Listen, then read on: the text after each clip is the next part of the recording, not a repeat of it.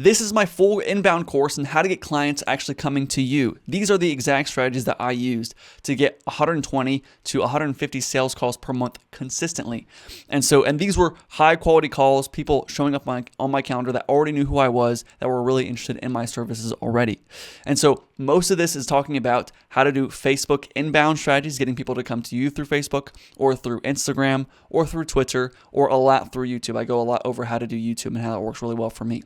And you can get a ton of clients, even with a really small audience. I had people that used these strategies and implemented them and was able to get like $10,000 worth of deals within 1 week of just going into Facebook groups and getting inbound clients, or even closing a $10,000 deal just from their first video and only getting 100 views on their first video.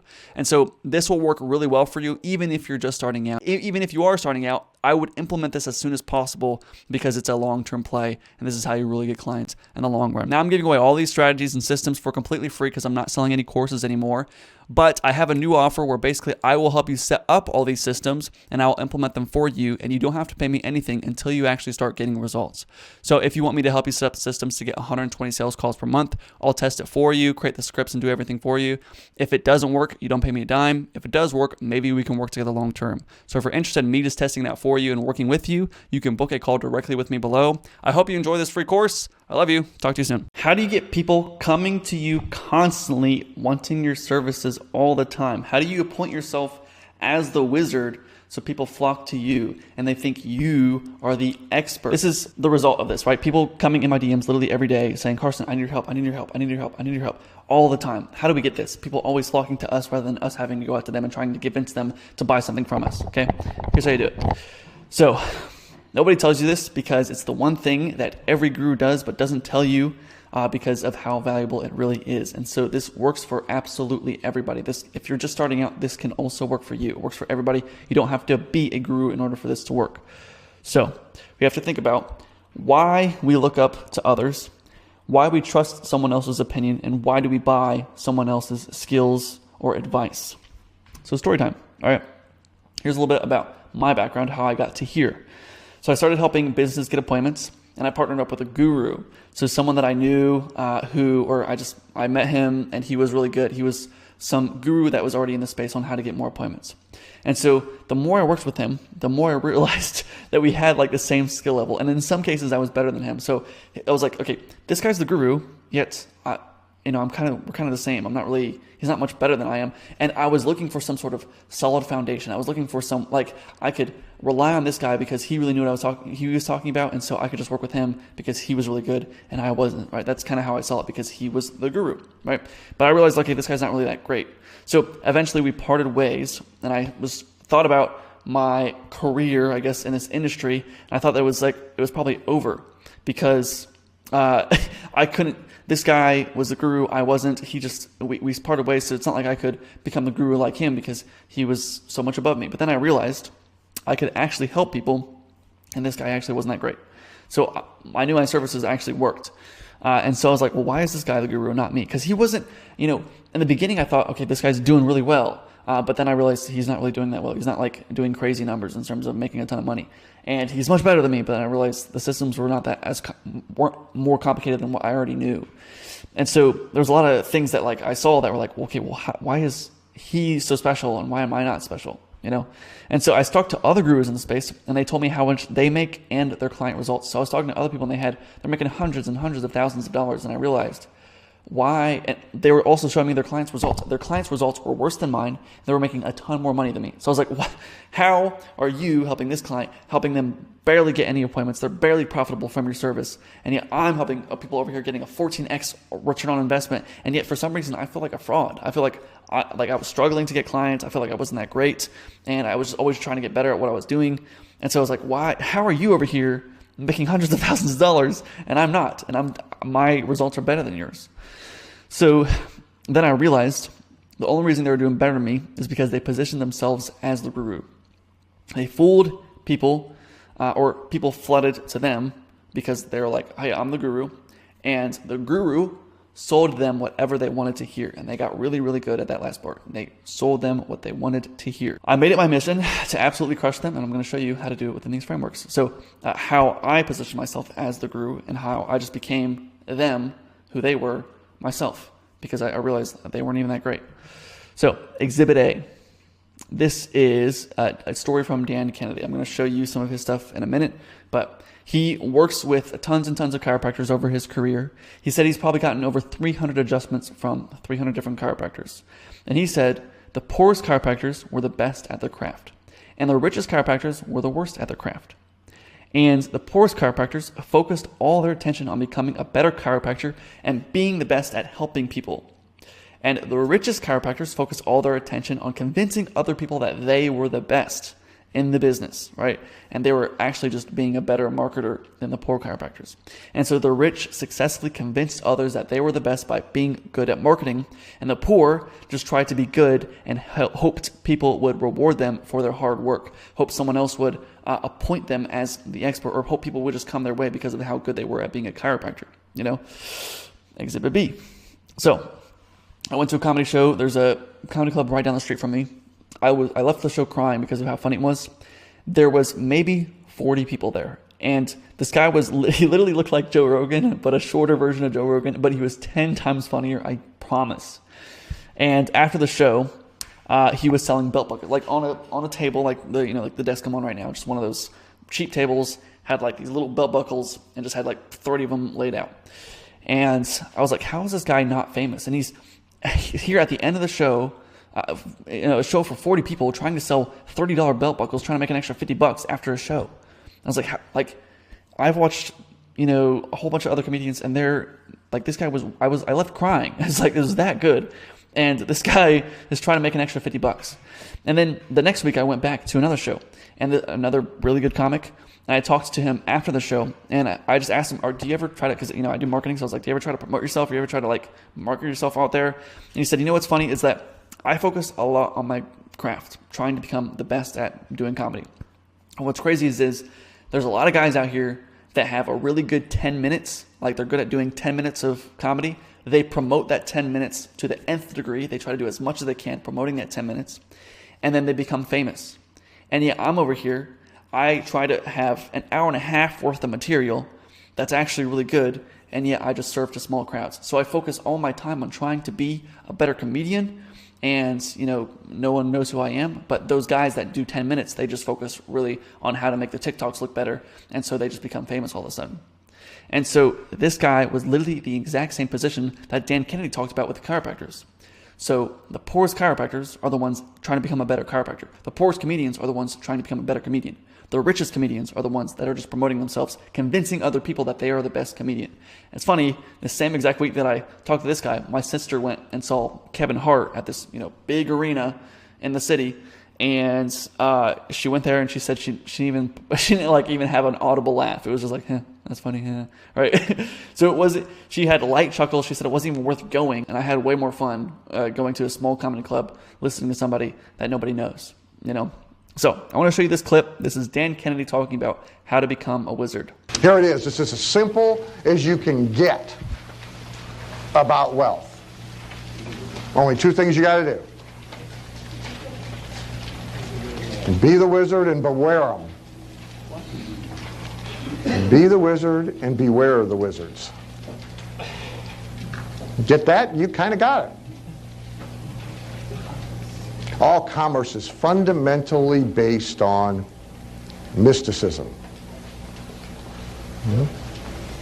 Here's somebody left this up here to show me one thing. I found something else I wanted, but I don't know who left this up here. But you actually, I want this. But here's a full-page ad, direct response ad in some paper. Is this your local?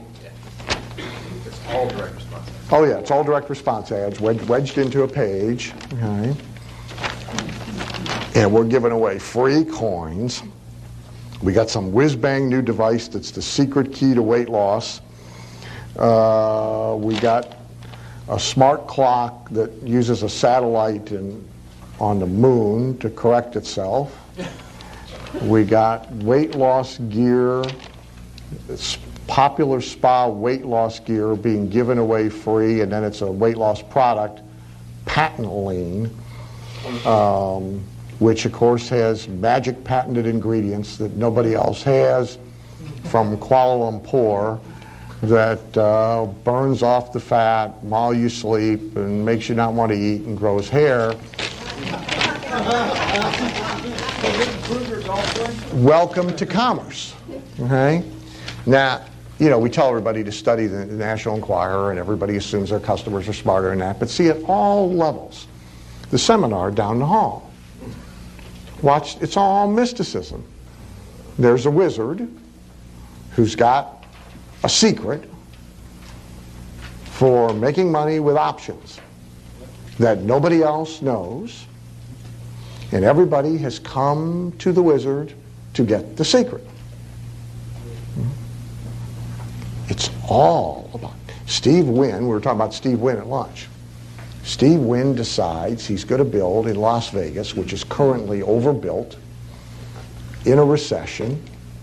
He's going to now build, since he sold the Mirage and all the other properties, the Bellagio, he's now going to build the biggest ever.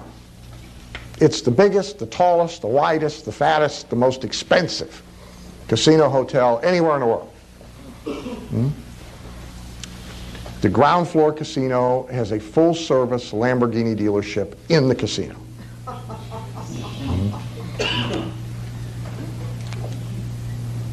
He raised the money for that. They went public and raised the money like this. I forget how many. Does anybody know the number, how much he raised? I don't remember the number, but it's like $100-something million. More than that. Yeah? It was more than that. Was it more than that? And it was like, you know, Almost half a billion? Okay, and it's all in 24 hours. Yeah. Why? Because it's Steve Wynn. That's why. The plan, to me, is preposterous. But it doesn't matter. He's the Wizard of Las Vegas. He did the Mirage. He did Treasure Island. He transformed the Strip. Now he's the Wizard. Right?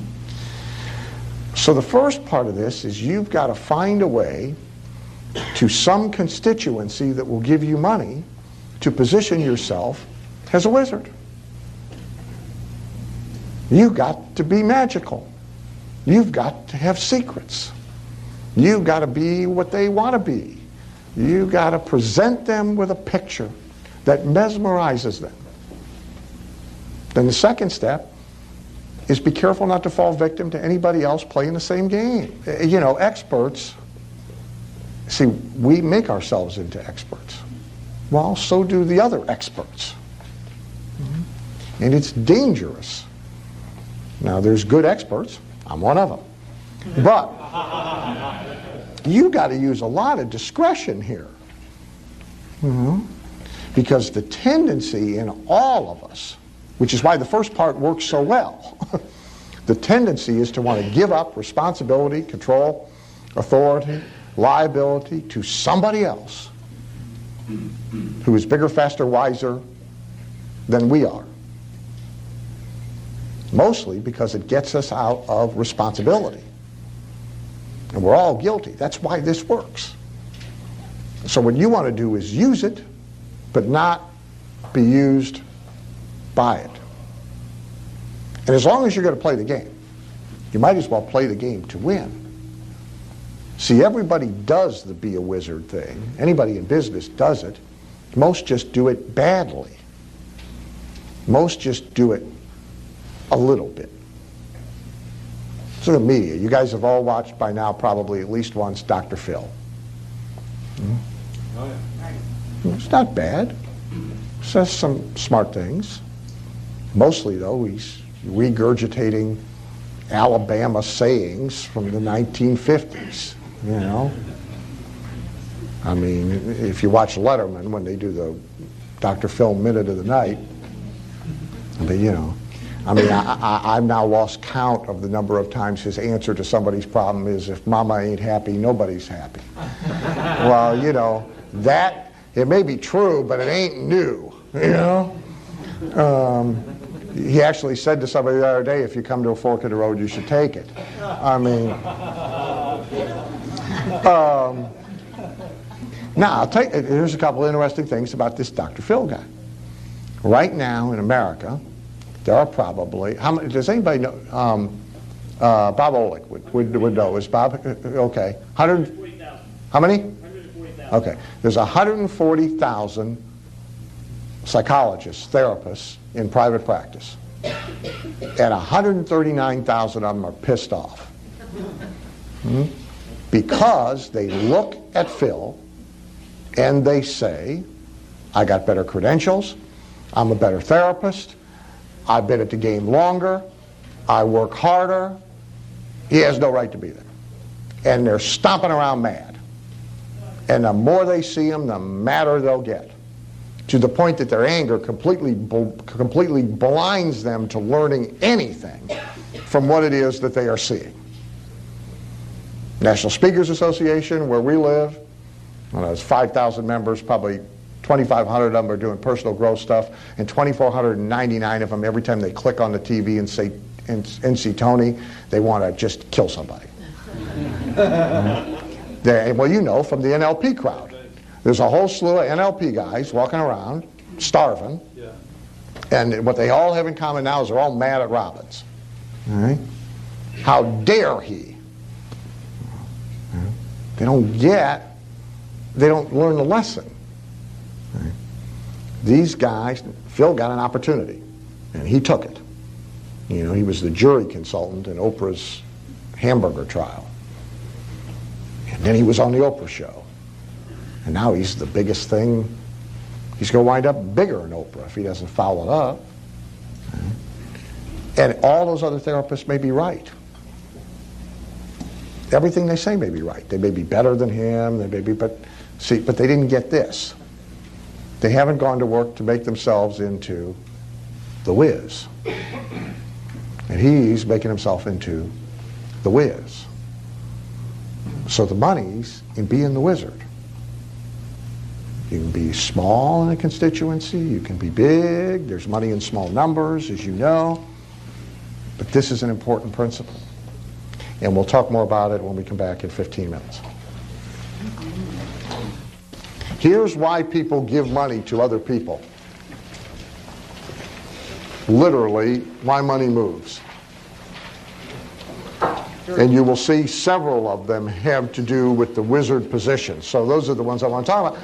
One is this issue of authority, and I'm going to say several things to you about authority.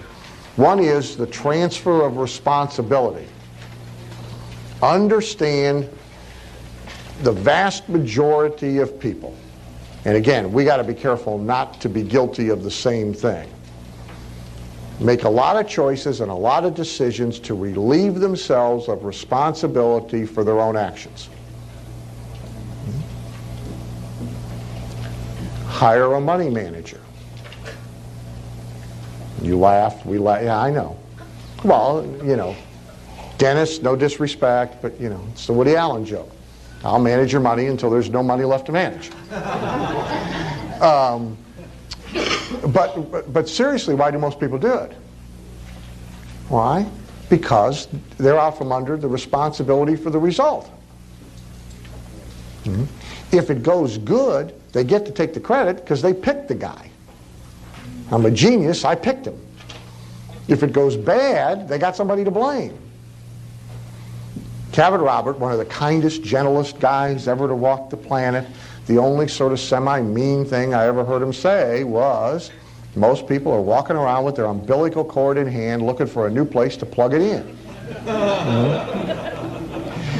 There's a lot of money in being the place to plug it in. They're all doing it. I sat, how many of you remember EST, have paid some attention to EST? Okay. Yeah, LifeSpring after that, if you didn't pay attention to EST, LifeSpring was like EST, or now the Forum, which is what used to be EST.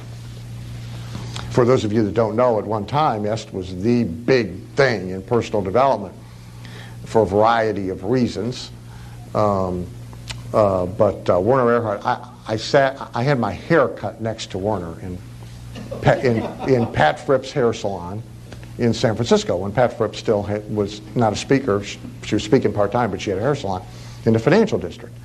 And I was there doing a seminar and went and got my hair done at Pat's place, and Werner Erhard's in a chair next to me. And so we had a conversation. And one of the things I said to Werner, we had a conversation about sell it by zealot, was what most of our, which is their marketing method.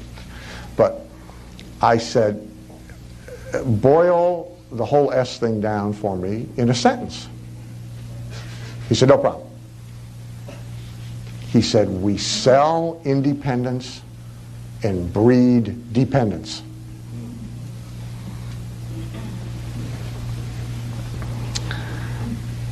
Now, you can call it the most cynical thing you've ever heard, or you can call it accurate thinking. Take your pick. Okay. But you know, of the 17 principles in Think and Grow Rich, the one people like the least, but he did include it, is accurate thinking. It's the one everybody is least interested in, because it's a little uncomfortable to deal with it. But if you don't have an accurate assessment of the marketplace, of the public, of who you're dealing with, who you're selling to, who you're going to get your wealth from, you're going to make a lot of mistakes. If you sell to the affluent, you need to know a lot about the affluent. If you sell to mainstream rank and file America, you need to have an accurate assessment of what mainstream rank and file America is. If you sell to small business people, you need to have an accurate assessment of what small business people are. Not what you'd like them to be, not what they should be, what they are. And Werner understood this. He understood the vast majority of the people didn't want independence. The money was in giving them a place to plug in the cord.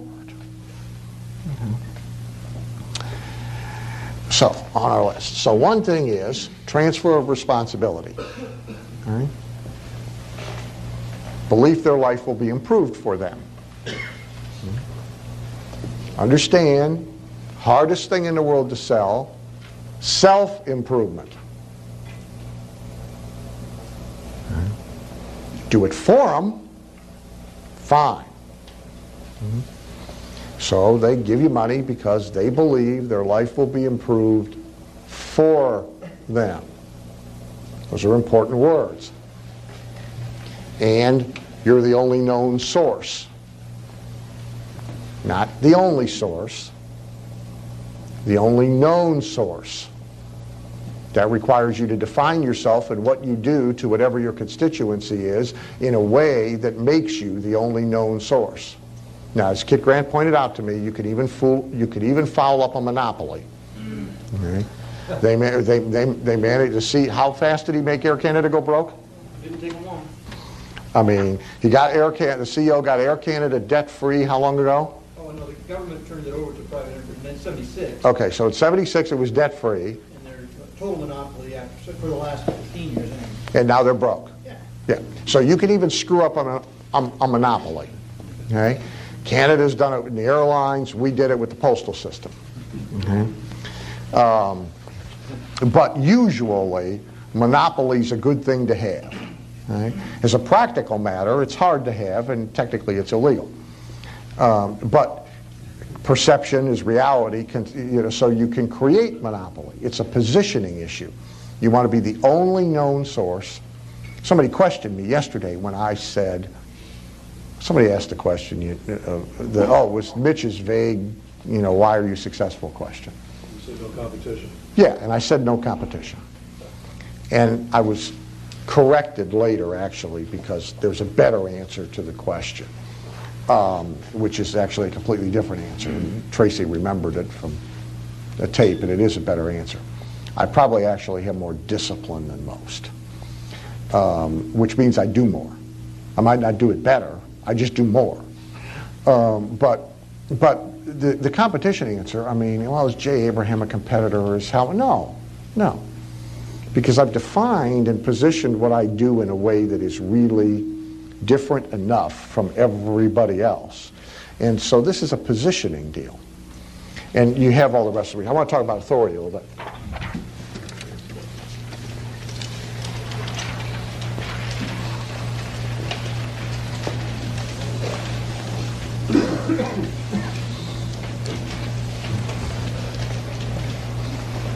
Number 3 is real important.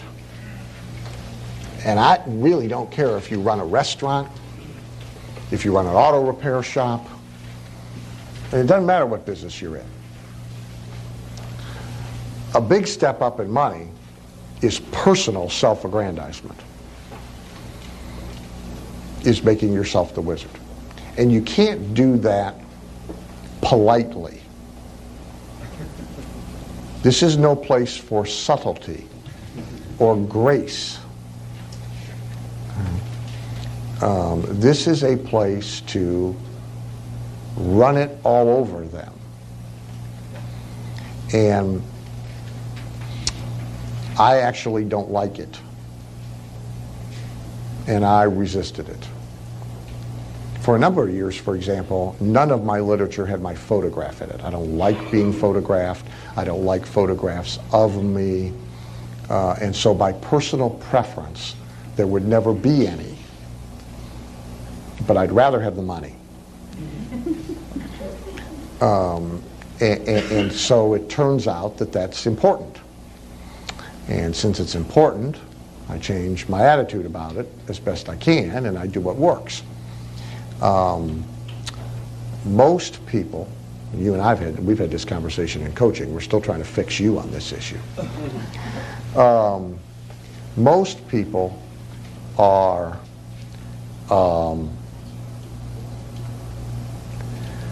too, I don't want to say humble, they're reluctant to do this. And some of it probably all the way back to childhood programming. Some of it is the issue of, not deserving the exalted position. I'm not that big of an expert, which is in the land of the one-eyed man, in the land of the blind, the one-eyed man is king.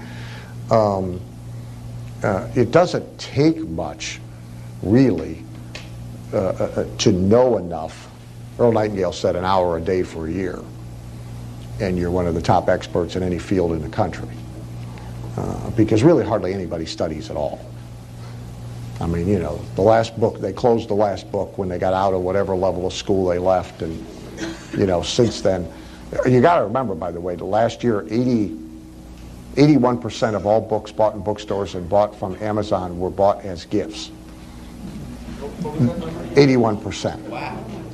Not bought for personal consumption. So if you take the rest of that and divide it and assign it to the 5% of the population that are serious students, the rest ain't reading nothing. So it's not like there's a whole lot of people out there right now trying to become expert in anything. They're not. And so to know more than whatever your herd is doesn't take a whole lot. To know a lot more than whatever your herd does doesn't take a whole lot. I mean, we're right now working with Ron Romano on the funeral industry. Up until a month ago, what I know about the funeral industry, we could fit on a 3x5 card. I'll bet now I know more than 80% of the people running funeral homes. And I mean, it's not like it's been my full-time project for the last month. I mean, but people don't read their trade journals. They like get fixed in place and stop. But a lot of people feel reluctant to appoint themselves. There's the whole issue of they think they should be appointed by somebody else. Who will certify me, who will graduate me, who will diploma me, who will anoint me. Wait around for that, you're going to wait a long time. In fact, in most fields, that process, the anointing, certifying, licensing, my friend Pete has a saying that anything you got to have a license for is a bad deal. And well, there's a lot of truth to that. The people doing the anointing, certifying, licensing, recognizing usually have a vested interest to slow your ascension. Not to speed up your ascension. They're in your way. Because the fact that they can issue the doohickey, they're a rung or two up what they perceive as a vertical ladder above you. Well, the last thing they want is you up there with them. That's bad. So the whole process is tilted in the first place. So you appoint yourself. The self-aggrandizement deal, I don't like it, but the more of it you do, you got to make yourself bigger than life. My friend Herb True, who just retired, but he was teaching at Notre Dame for a number of years, had gone and had been at Notre Dame as a professor and then left and was out in the real world for 20, 25 years, and then came back. Herb had me come in and speak at a couple of his classes, which is very dangerous. But he and I were talking about the students, and now these are bright kids, and you know, they're in their second year in business courses at Notre Dame, which whatever their parents are paying, it ain't nickels and dimes. And he said the funniest thing is, he said, I'm like the only guy who assigns them 3 books on a subject that disagree with each other. And what they come back and want to know is which one is the note the word the, right book. Because that's what everybody wants to know. They want the right answer. Now, on a higher level, we're all smart enough to know rarely is there such a thing. But it's what we want. We want the diet. Just tell me what to eat, tell me what not to eat.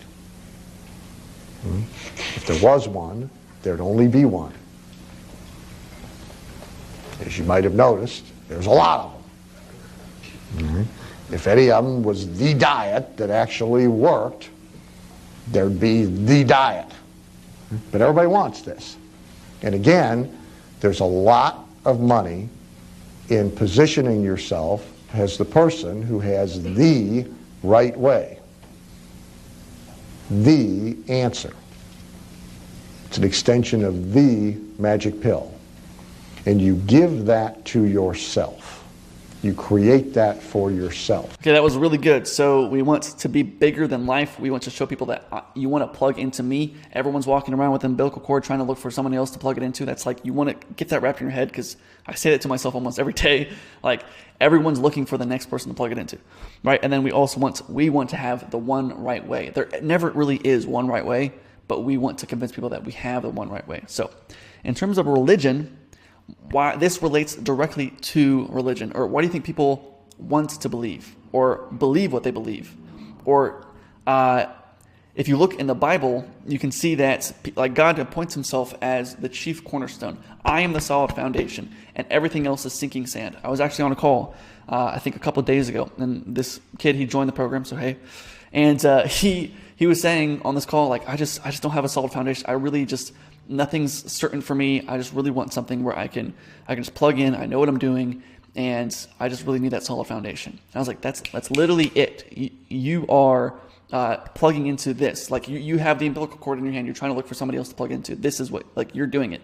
And so God comes in and says, I'm the chief cornerstone. I am the solid foundation. You can rest easy on me. You can put all your weight on me. So like in faith, right?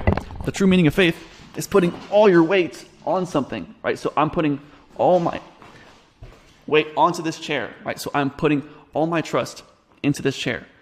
I'm letting this be my solid foundation. And yet, nobody does that. Everybody in their life, they're like, I don't know. I don't know where to turn. No one's ever certain about anything ever.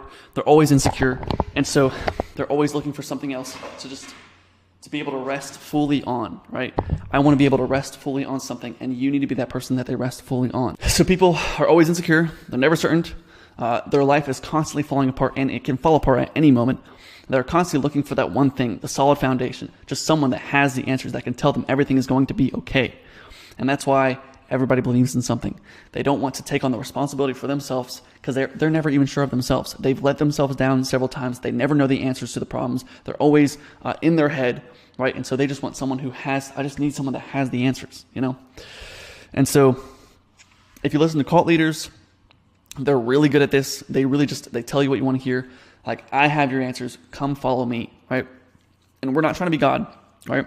But we're trying to be the king of our industry. And so we need to be certain in ourselves. We need to boldly proclaim that we are the best. We need to be larger than life. I am the best at this. And that no one else compares to me. No one else compares to us. And if we are certain, then people will feed into us. They'll buy from us because we have the solid foundation that they're looking for. We are their solid foundation, right? And they don't know where to go, right? And you just have to be that person that they plug into. So they buy because they have chaos in their mind and they want to calm that chaos. I got that from my pastor. But, you pray to God because like you have this chaos that goes on in your head and you just want everything to be okay, right? And so they don't know the answers. They don't know how to fix the problems. They don't know what the next step is going to be. And so they just want a savior and they're praying that you can answer all their prayers, So why do you think people fall for cults or for weird religions? It's because everybody's looking for that one true path, the one right way, that will lead them to security and peace. Now, we're not able to give them a God type of peace, right? We can't do that because life will always be chaotic. God can only fill you with peace. Even with peace, you will still have chaos in your life, always, at all times.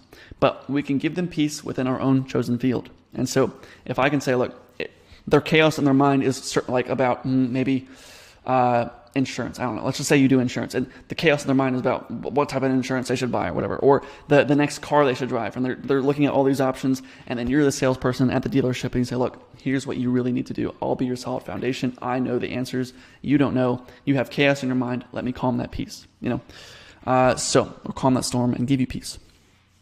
But I'm not an expert. You might be saying, you don't have to be, because literally every expert just makes themselves the expert. Okay. Most experts just appoint themselves to be the expert, right? Exhibit C. This is Bastian Slot. Sorry. If you don't know who this is, I will explain. So here's the story of Bastian Slot. Bastian was a student of Trey Cochran. If you don't know who Trey Cochran is, that's all good too. Trey Cochran sold How to Build a Successful Agency a while ago, right? This was 2020, 2019. Bastian got 2 clients that were plastic surgeons, and he was trying to get more clients. So he was in Trey Cochran's program. And then Bastian found it hard to get new clients. And so he was working with these 2 plastic surgeons, trying to get more clients, but he realized it was kind of hard to do. And so he's like, this is hard. Like, can I just sell success to other agencies? Like, can I just sell to other people how to create a successful agency? So he asked Trey Cochran, how do I sell to other agency owners or people that want to start an agency, and I just sell them how to become successful? And so then Bastian just positions himself as the authority and starts teaching people how to build a successful agency, and he started charging $3,000 for his services. And I was one of the idiots to buy his program back in 2020. So when I first started everything, he was one of the first programs I bought within the agency space, because he knew what he was doing. He was the expert, right? Or at least I thought he was. And so I'm not saying it was terrible. It helped me get my first couple clients, but I can tell you that my free stuff is better than anything that was in there. But it just goes to show how easy it is to convince anybody that you are actually the expert.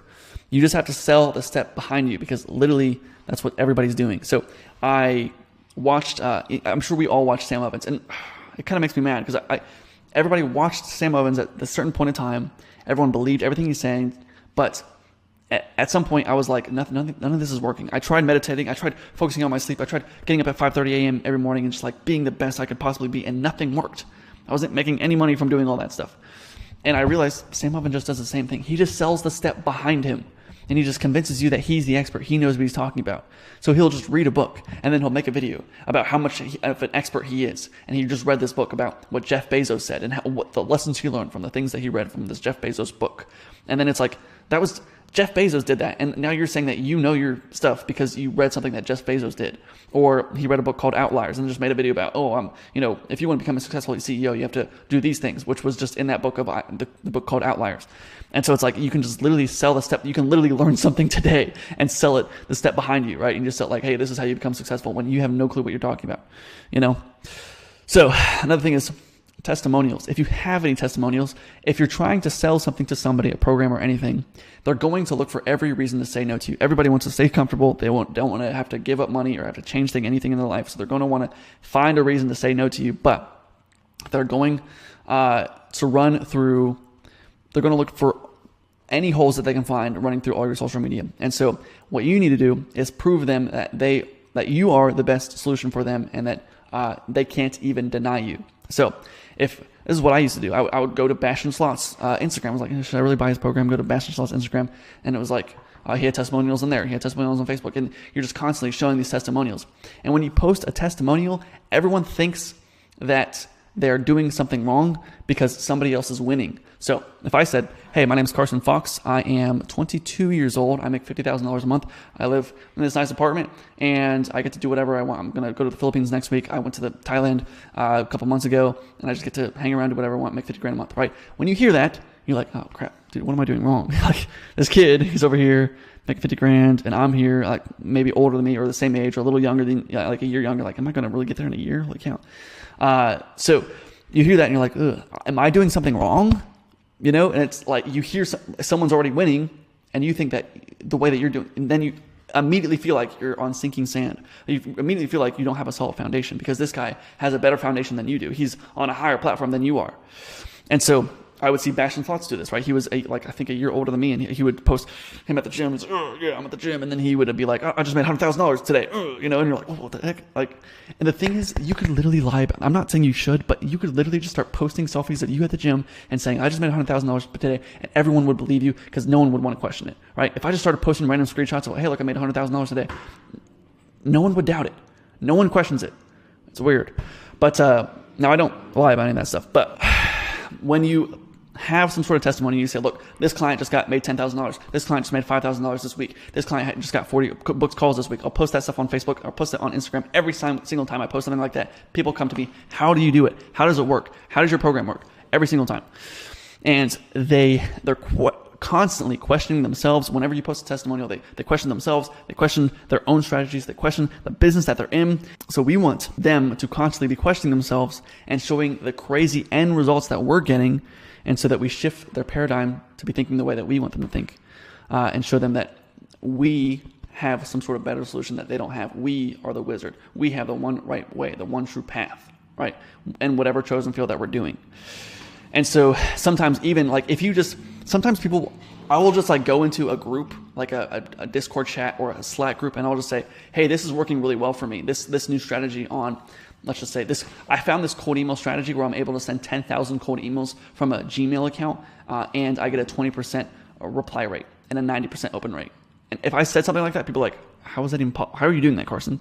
And then as soon as I say that, they're uncertain of themselves. They're like, how are you doing that? How are you getting? So I got 10 clients this week just from one Gmail account that I was using. Right? If you have no clue what I'm talking about, that's all good. But, or I just got a 6-pack abs from like this 3-minute workout I did for about a week, and I got a 6-pack abs, and I was like 20 pounds overweight. They're like, how do you even do that? What even is that? And then they question themselves, and they want what you have to offer just because you have this crazy end result that they're not getting. So they will come to the conclusion that this guy has what I need. He has it figured out, and you can just say, come follow me, because I have it. So it's kind of mind-blowing, but that's how it works. And you want to know how I get a ton of sales calls? You know how I say I get 300 sales calls a month? You want to really know how I get a ton of sales calls? How I get a ton of sales calls is because I just tell everyone I get a ton of sales calls, and then they book a sales call with me. And that's how I get a ton of sales calls. That's the reality of it, right? So it's crazy. I want to know one more thing that's really crazy. Every guru says that they're not a guru, which should just make them a guru, right? So anyways, that's how you become an expert. It's that simple. You do not have to be an expert. As you saw with Bastion Slots, he had 2 clients, and then he was just like, look, I'm just going to position myself as an expert. Now he sells some $10,000, $20,000 program on how to become an expert, when he just became an expert by not really lying to other people, but just trying to position himself as the, anyways. So focus on positioning yourself as the expert. Don't focus as much on getting better at your end result. Now, you should always obviously have a good product or a good service, right? Because we want to have that. But just having that isn't going to be good enough. You can be the best chiropractor in the world, but you'll probably be the poorest chiropractor in the world at the same time. So anyways, I hope that helped you guys out. Become the wizard. Please use this to your advantage. Thank you so much for watching. I hope this helped. I'll talk to you guys soon. Also, leave a thank you, Karsten, right? With the prayer hand emoji, leave a thank you, Karsten, for me at the end. How I get 300 sales calls a month without doing any cold outreach, having people come to me. How do I get raving fans of people wanting my services all the time? Now, it doesn't take a lot to get to this point. So it took me about a year. As you can see, I got 229 sales calls in the first 23 days of the month. So I think we topped it off at like 250 calls for the month. And so you don't need a lot, right? So only 9,000 subscribers, and that was within 1 year. Now, that might seem like a long time, a whole year, right? Which is not that long really. But a month into me doing this, I was getting about 2 to 3 sales calls per day. 4 months into this, I was getting like 8 sales calls per day, so probably like 20 to 40 a week. And as you can see, like this is 4 months in, I had 545 subscribers, and then this is also 4 months in, and this is how many calls I was getting, right? So you can get a pretty significant output for the little work that you put in. Now, in the beginning, it might seem like a lot of work, so I'm going to show you kind of what it looks like. We usually do like these asymmetrical decisions, so like you cook food and you eat the food. It's like the even input and output, so as above, so below. But for this, it's a lot more like this. So you put in a lot of work, and it feels like a lot of work that you just put all this work in and you're not getting anything out of it, right? But in the long term, it'll grow exponentially. So it'll be like this, where you put in all this work, but then in the long term, it'll pay off significantly. Like last week, I haven't posted a video in, I think, 2 weeks. Just posted a video today, but 2 weeks, no posts on any social media really. And I was in the Philippines. I was on vacation for a week, and I still made a ton of money without having to do anything, because I did all this work beforehand, and it keeps paying off. It keeps paying off. It keeps paying off in the long term, right? Because I created all these assets. I'm going to show you kind of how I did it. Cool. All right. So just remember that, like, even though it might seem like a lot of work right now, it's going to pay off long term. Cool. So creating assets. So what does this mean? We're going to create consistent assets that produce leads for us. There are several ways of doing this. You have the back-end assets, which are like free courses, cheat sheets, guides, all that. And then we have front-end assets, which are just the content you put out on social media. We want these assets to have real tangible value that they can, or your audience can actually use. And what I realized through all this is that we just need to give people what they actually want.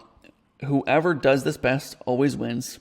So it's really not about what we think they want or what we think is best for them, but what they actually want, because that's all that really matters. So you might think that what's best for them is that they need to eat more vegetables, but they want more ice cream.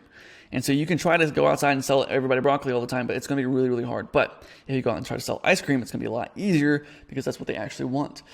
And so just see every piece of content that you make as an asset where you're giving someone exactly what they want, right? So I'm making a video that's like how to scrape leads for free, right? And when I was starting out, it was like something that I searched up, like, how do I scrape leads for free? And so it's like, well, why don't I just use that as like, I know how to do that now, so why don't I just create that as an asset? And then people will come to me, I'll get thousands and thousands of views from a video like that. And then they'll come into my funnel, and that I'll give them value in some way. And because I gave to them, they'll feel like they have to give back to me. And so they'll look at my free course, or they'll book a call, So now we're going to talk about platforms. Which platforms should you be on? Realistically, you just want to be wherever your audience is. So most of your audiences are everywhere online, but the most, obviously, it's usually Facebook, Instagram, YouTube, and sometimes Twitter. And I know I created this presentation like last month before Threads was out. So Threads was a new thing, People are on TikTok. TikTok's just kind of hard. I want to worry about short form content. I'm going to test it, but just don't worry about it right now. But what you want to do is really just look at what your competition is doing. If your competition is crushing it on Twitter, like I realize that a lot of my competition or a lot of my people that do the same thing I do, right? I want to say competition because a lot of them are my friends. They do the same thing I do, and they're on Twitter. And so I was like, let me just get on Twitter. So I got on Twitter, and I get a lot of leads from Twitter now, just because I did that. Now, I have no clue anything about Twitter. I have somebody that runs my Twitter for me, and he does a great job at it. And but that's just another asset that I have now. But my audience was there, and if I was never there, then I would have missed out on all those leads. And so, but you're mainly just going to focus on Facebook, Instagram, and YouTube, because that's where almost everybody is. And so you can just stay there. So, but also, yeah, just look at where your audience is, like where your competition is crushing it, and just go to those platforms. Cool. So my honest, true story of my inbound journey. So I started on Facebook just doing cold outreach, also on LinkedIn and all that other jazz like SMS. I got consistent calls from Facebook. I liked the calls I was getting through Facebook because they were easier to close. I started making videos about the things that that people were asking me, the questions that they were asking me, and I started posting them into Facebook groups. And some of these groups just kicked me out because the group admin, the admin, they didn't like other people. I wasn't really promoting myself. I was just saying, hey, this is how I'm getting leads and sales calls. I wasn't really promoting anything. But whatever. So they started kicking me out, but some other group admins started reaching out to me because they wanted me to help them. These were gurus in my eyes because they were smart enough to have a Facebook group. So I started making more videos promoting their products within their Facebook groups. So my videos were about how to scrape leads or how to book calls through SMS, etc. So people started asking me questions, and I got a few clients out of those groups. And not enough to where I could say that like, oh, this is a consistent lead source for me. Like I still thought leads were scarce at that point. Like it was really hard to get leads, So I made a friend that was a guru of one particular Facebook group that was around cold email. He wanted me to work for him and work on building his brand. I just kind of wanted consistency. I wanted like consistent money, and I thought this was the key to ticket. I could work with this guy that really knew what he was doing. So I thought I could create this partnership. He was already a successful guru. He knew way more than me. So he flew me out to where he was. I worked on some projects with him, and I realized that he wasn't the guru that I thought he was. He was literally living in his parents' basement. He drove the oldest, dirtiest truck I've ever seen. And he let me know that he got a good amount of his leads. Honestly, like he said that most of his leads were coming from this interview that he did a couple of years ago with Alex Berman, who, if you don't know, is another cold email guy. And a lot of his leads were coming from that, and then also some leads from his Facebook group. So a lot of leads that he was getting was actually through inbound, not through the outbound cold email stuff, So we started working together, and he let me take on some of the sales calls, let me start writing some copy for him. He thought my copy was amazing and it was better than his, but he didn't really ever pay me. He kind of did, but not really through the partnership that we had. And so I wanted to work with him because I thought he could bring me consistency, but then I realized that he had no idea what he was doing. And he said that, the inbound leads that he was getting from those videos, like the interview that he did in the past or the Facebook group, that they were dying down. He wasn't getting as many leads anymore. And everything was kind of falling apart in his business. So we kind of stopped working together, and we still did a few things here and there, but I just had to do DoorDash because I had no other way of making money. I had to pay for rent. And so I still made a few videos in these Facebook groups here and there, and this guru got mad at me. So he said that I should be paying him for all the leads that I get from here on out because he helped me build my brand. And he said that I was trying to steal leads from him. So he banned me from the group. And so I just told him, I'll show you and I will win. So I made it my mission to figure out how to be the biggest, or how to be much bigger, how to be much better, more consistent than he ever was. And I will absolutely crush him and his brand, which I did. And so here we are today. So I started my own Facebook group. I invited all my friends to it. I also just posted videos on the Facebook group, and then I also posted them on a YouTube channel, brand new. And then I was just making consistent posts on that Facebook group and on my YouTube channel every week. After 3 months, I was getting consistently 40 to 60 calls a month from YouTube and Facebook. And Facebook wasn't as effective. Like Facebook was effective, and it was good in the beginning, but YouTube just started overtaking it way more. And so I just decided to stick with YouTube, go all in on that. And that was the time I was still doing a lot of outbound too, and a lot of my calls were coming from that. But I was getting like 10 to 20 calls. Well, I was waking up to like 10 to 20 DMs. This is the best feeling in the world when you wake up to 10 to 20 DMs where people saying, yeah, I want your service, or like you're doing outbound.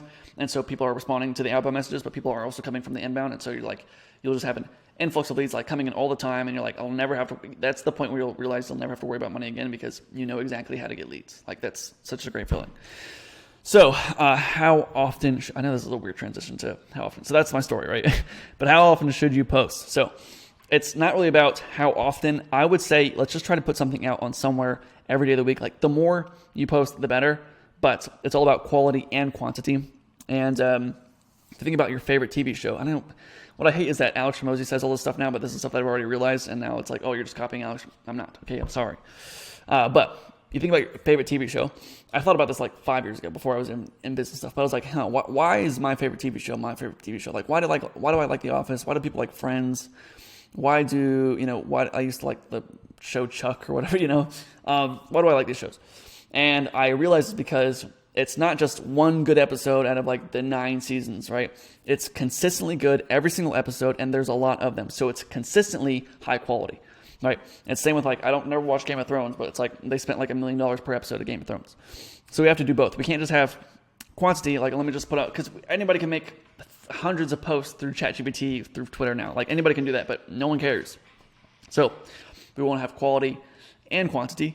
And it's more ideal to have the quality than the quantity, but try to have both. And so if we do this consistently for a long time, then we'll just have an infinite amount of leads. So what we're going to cover in this program that goes over how to get 300 sales calls per month. We're going to go over YouTube.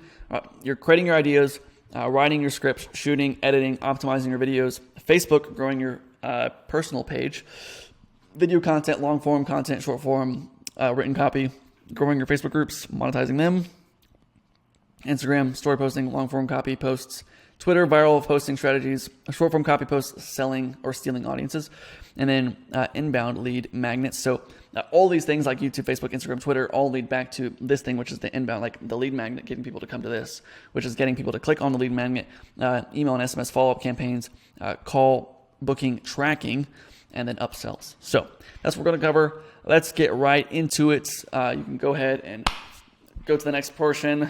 Thank you for watching. I love you. Yes. Yeah. Let's go. Yes. Yeah.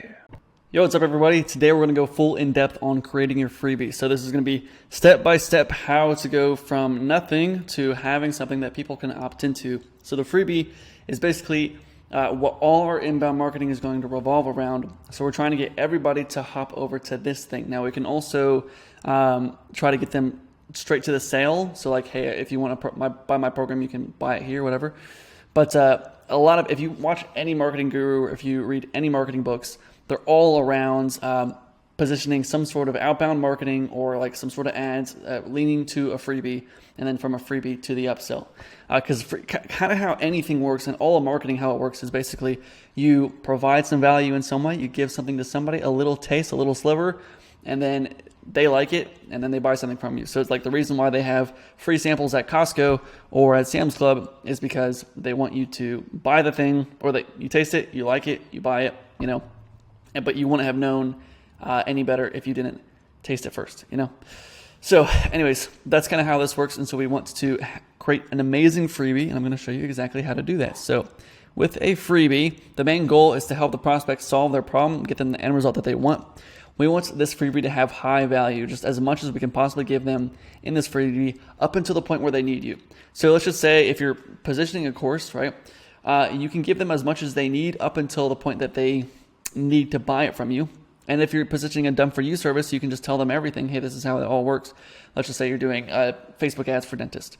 You can show them the exact step-by-step system of what you use to do Facebook ads for dentists, and then maybe you hire a VA to call the people and all this stuff. Maybe you show them that whole system in your freebie, but then they're going to want to pay you to do it because, one, they know that you already know what you're talking about. Two, you gave them value by showing them how to do it. 3, you're right there, and they know that you're the expert, so then they just buy from you. If you're doing a done-for-you service, you just want to show them the whole system, and then have you do it for them, and that's the upsell. So anyway, some examples of freebie offers are like free car diagnostics, which is like, if you go to any Jiffy Lube or just any random car repair place, they can do that. A home buyer's guide to hiring a real estate agent. This is one that I heard off of a book. I think Dan Kennedy wrote about this one, but he had a real estate agent getting a ton of leads, and then the real estate agent was having a hard time closing the leads because the market kind of became saturated where there's a whole bunch of real estate agents, and so there was no real tactical or competitive advantage of going with that real estate agent. So they had a whole bunch of window shoppers. So he would go to these houses, they'd be like, oh yeah, maybe we'll hire you, maybe not. And so then he would just get all these random appointments, and he hated that. So he was a high value real estate agent. So what he did was they would call him and say, hey, can we hire you, or can we maybe interview you to have you help us sell our house? And he would say, look, I'm not going to go in there and do an interview because I don't do that. But what I will do is I'll give you a guide on how to hire the best real estate agent. and you can use that to determine who to actually hire. And if you want to hire me, you can call me and we can go from there, but I don't do any interviews anymore. And so he would give all these people these guides, and of course, the whole guide was like, here's 9 steps. Each of the steps leads back to the main guy, right? If you want someone that's reliable, I'm reliable. If you want someone that knows the market, I know the market, blah, blah, blah, blah, blah, blah, blah. And then if you want me to sell your house, you can book a call here. And he was getting so many closed deals rather than having to do any more interviews anymore because he was giving everybody this guide. So giving them first, and then they give back to you by hiring you. Unlimited Leads, a masterclass. This is an upsell for like a done for you service. So if you're showing them how to do everything, how to get leads, whatever, and then you can upsell them done for you. Or a free meal plan, and then you can upsell personalized workout plan. So you give them the meal plan for free. Yeah, so just different ideas for you for your freebies. So some other examples is PDF guide, ebook, worksheet, workbook, checklist, cheat sheet, quiz, challenge, workshop, video tutorial, free training, masterclass online, free course material, email course, free consulting call. That's also a good one. You can just do the free consulting call, which is a consulting call where you give them a little advice and then you just upsell them to whatever your package is. Now, it can be as simple as just a 20-minute video. So you don't have to make this super complicated. This isn't something you have to spend days and days building out. You can get it done by the end of today, and it just has to provide at least some value and show a glimpse of how that person can get the end result that they're looking for, you know? So when it comes to naming your freebie, this is probably one of the most important parts because it's kind of like the headline of an ad, and the headline is the most important part. It makes up 80% of the entire thing. And so I'll show you this title breakdown. So this will be a thing that we'll use across most of the inbound section of this course. But we have desired / end result, time, benefit / selfish desire, challenge, or fear. So these are the kind of 4 elements that you can pull from when creating your title.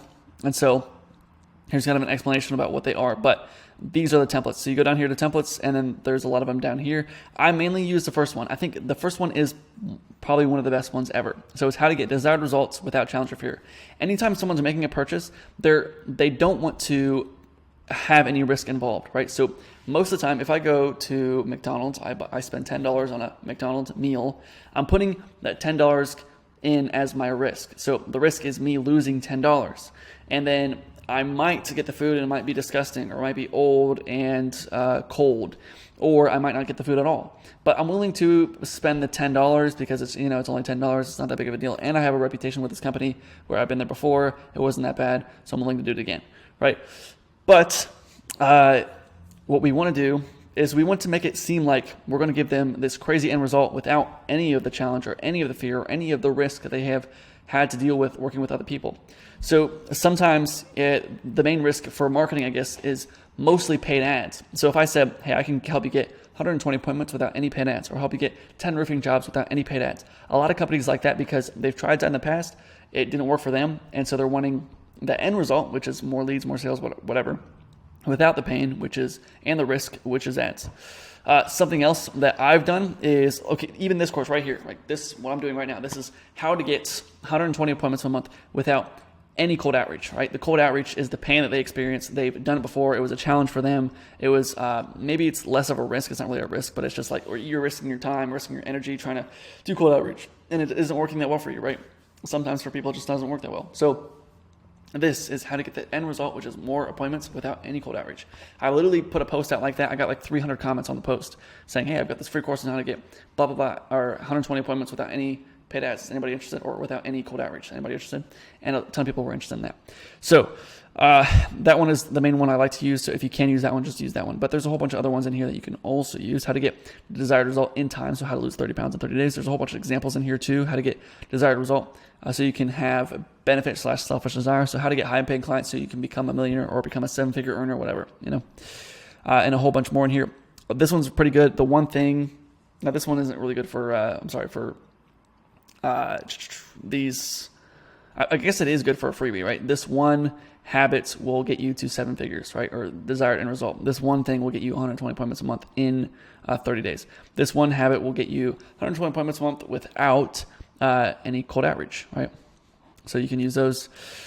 Asking a question. This one isn't that great for these titles. So I would mainly stick to the first and the second ones. If headlines, if you watch this. If you want desired end result, watch this. If you want 120 sales calls, watch this, right? So you can use these for your leverage and advantage. So how I made my freebie. My freebie is right here. So I built it on Notion. Now before this, I never really used Notion. I don't even know why I got into Notion. I think someone just said, hey, I use Notion. Oh, no, I saw some other people building like their little free courses through Notion. So I just built mine through here. So I just had a title here, and I can kind of show you how I did it, where you just create a new, whatever, new template or new, whatever, like this. Yeah. Title it, whatever. And then if you learn how to use it, you use / and I use toggle. And then I just put a video in the toggle. So I call this how to book calls, right? And then you open the toggle, right? So open like the drop down menu here. What in the world? There's 2 fighter jets. I think it's like the Blue Angels or something. This is the video, right? And I'm gonna just grab a video in here. You can grab the video link on Loom, which is great. Put it in here and click embed Loom, and it'll automatically put the video in there. And so they can have access to the video right here, which is cool. So now if I drop down, the video is right there. So that's how I did it. And I said, appointment, or like this is called, all right, appointment booking mastery free, right? And then you watch this first, which this is the upsell. Hey, this is like the first thing they see is an upsell with and I embedded my calendar into there right here, so they can just book a call right there, which is cool. Cool. And then here we get into how it all works and everything. And then we have advanced strategies. And the advanced strategies, I say, hey, look, book another call, right? Because you're not going to get access to the advanced strategies unless you book a call first. And then I show all the advanced strategies. Hey, here's all the advanced strategies, but you have to pay to get full access, right? All that jazz. Same with this, I think. Is this in here? Hey, yep, it is. That's funny. Cool. So that's how I made mine. So I just did Notion. Come on, dude. All right, Notion, toggle, add the Loom videos in there. The first video is an upsell with an embed calendar link, and then unlock content. So that's how I made mine. It can literally be, like I said, just as simple as a 20-minute video. You can literally just send them a 20-minute Loom video, and in the Loom video, you just have a title or description in there with like, hey, book a call here. So you just say, here's the video, here's how to get your end result, and if you want me to help you do that, you can book a call with my team below. Or with me below, and then you can just have a booking link right there, or do it through Go High Level. You can create all this noise outside, bro. You can create a simple funnel, and you just say, all right, opt-in form, where you give me your name and email, whatever. Here's the video. So the next page is the video. Hey, thank you for filling it out. Here's the video. Blah blah blah blah blah blah blah. Hey, you want to book a call with me below? Book a call. So you can do it as simple as that, and I can show you how to do that in a second. So this is creating the opt-in page. So if you're in the program, thank you for joining, for one. And if you're not in the program, then why are you watching this? But if you're in the group program, then you should have access to Go High Level for free. We give you that. And so you can do this all through Go High Level, which is great.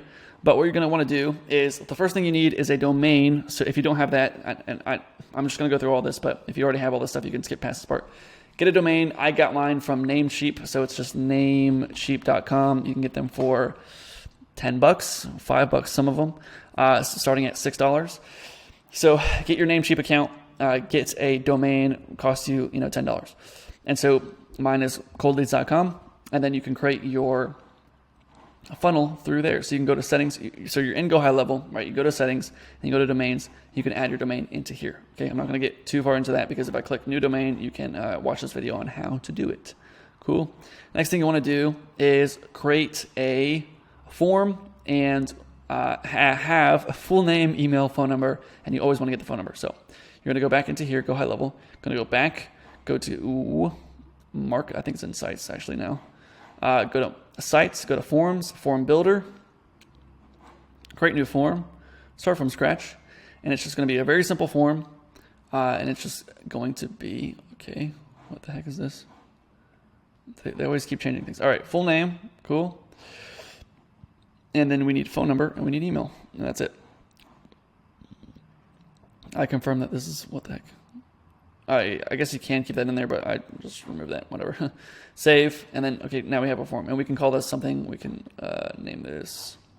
Can we change the form name? Sorry, they just changed everything on this. So style and options. I guess you can change all the style and options if you want to. I never do any of that. We'll call this opt-in form. Cool. Boom.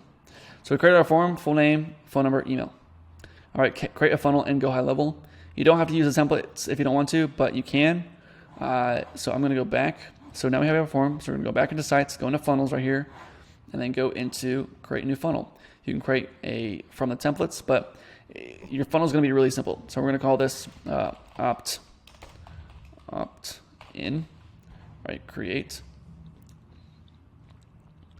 And then you can assign your domain to it, but we're not going to do that right now because we don't have the domain on this account. We're going to click add step, name of the page. We're just going to call it free course.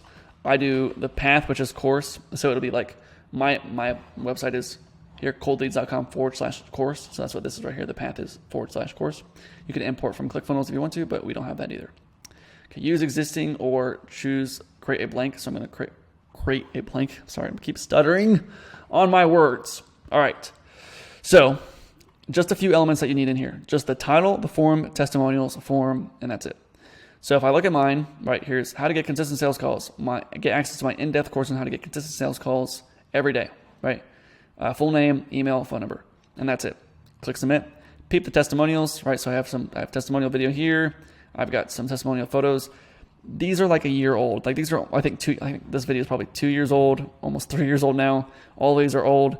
It still produces. You don't have to put a ton of effort into this. That's the thing. It's like, it's not that crazy. You don't have to do a ton. Now, I do provide a lot of value in the YouTube videos, so people already know what I'm talking about. I think if you don't provide as much value, people are a little more hesitant, and so they want more testimonials. That's usually if they want testimonials, it's because they don't believe you, you know? So, but these are here just to, you know, remove any doubts. And then we have form again, and then I just have, hey, you weren't supposed to scroll down this far, so I just have something funny at the end because I'm a funny guy.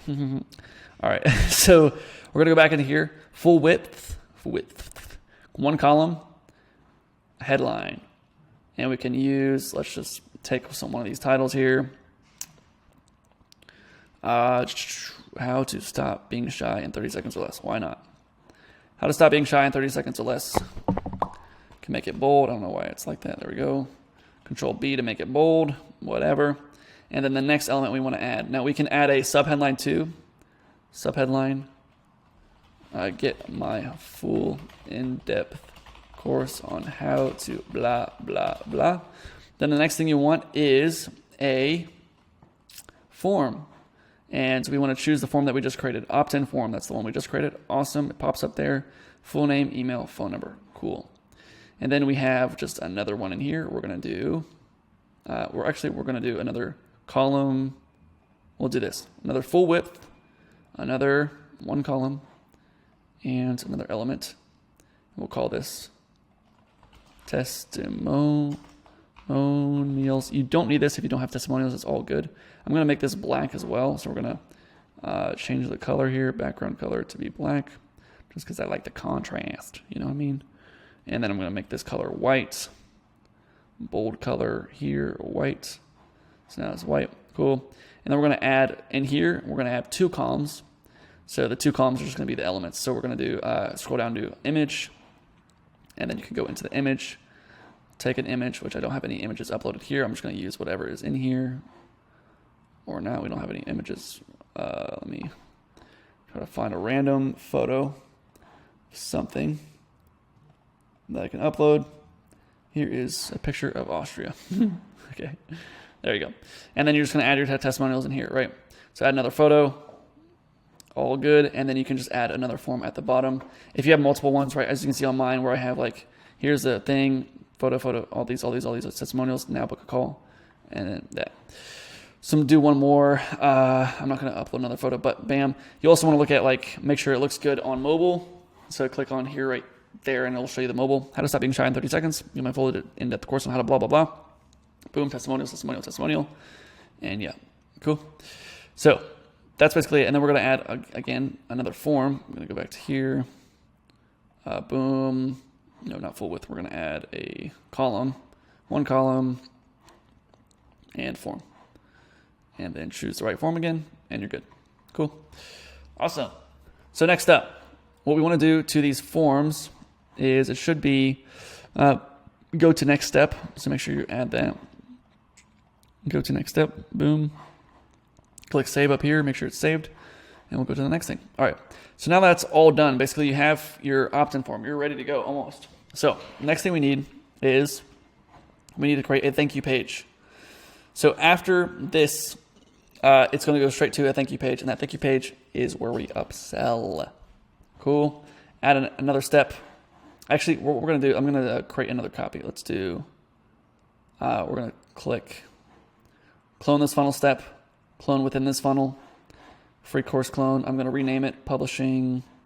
We're going to call it thank you. The path is going to be called thank-you. Update step. Cool. And then edit, go into the page. So we're going to give them, we need to give them very clear instructions on what's going to happen next. So, thank you. And then what I say is, we will be sending an email shortly of the full course. Please check your spam folder as well. And then what we're doing from here is we want to have an upsell. So I'm going to show you what mine looks like. Okay, we're going to Carson Fox 9377940. Put it in there. Boom. Thank you. It's on its way. Check your email to gain access to the course. Do you want help? My help? Do you want help setting up your entire appointment setting system to book 120 calls per month? I probably should rewrite that. And then we have this video here, which has 1,500 views. That's actually a lot. Holy cow. Hey, thank you so much for watching this. This is just, you can watch this video too. You can just opt in and watch this. And some of you are in here because you watched this video and then you booked a call. So it's just, hey, this is Carson. Thank you. The reason I gave this course away for free is because I wish I had this when I was starting out. But I do have some advanced strategies, and if you want my help building out this system with you, you can book a call with my team below, and you just book a call below, and you're good. So what I do for this is I embed that in here. So thank you. We access to the course shortly. So I'm going to remove this right there, and then we're going to add another column, and then want my help becoming confident with a free one-on-one session, right? Because the main offer was how to become not shy. And then here another one, which is a video, right? So the next thing is going to be a video. I do it through Loom. It's probably much easier to do it through YouTube because, okay, one, YouTube's free, but you can post a video on YouTube, unlisted, and then you can scroll down in here on the video section. You can just click YouTube, which is automatically on YouTube, and then you just post the URL in here, and it automatically embeds, which is great. But I like doing it through Loom. So you have to do a custom embed right here, custom embed, and then you have to put in the embed, what's it called? Code, whatever. So I'm going to go to a random Loom video I have. To find the embed code, you just click share, and then embed, and then copy embed code right here. And then you can just put that within Go High Level right there. Paste. Cool. Awesome. And then, so now we have that. So next thing we need is the calendar, because we want them to book a call with us. So we're going to click calendar here, and we're going to select a calendar. I'm just going to select a random calendar. Now I'm going to show you there'll be a separate video on how to create different calendars so that you know who's coming from who, where is coming from what, right? So we want to make sure that you know what's producing the most calls for you. So I'm going to go into actually my Go High Level. Actually, hang on. So you see here it says closer course call, right? So this is anytime someone books a call through here, I know that they came through the course.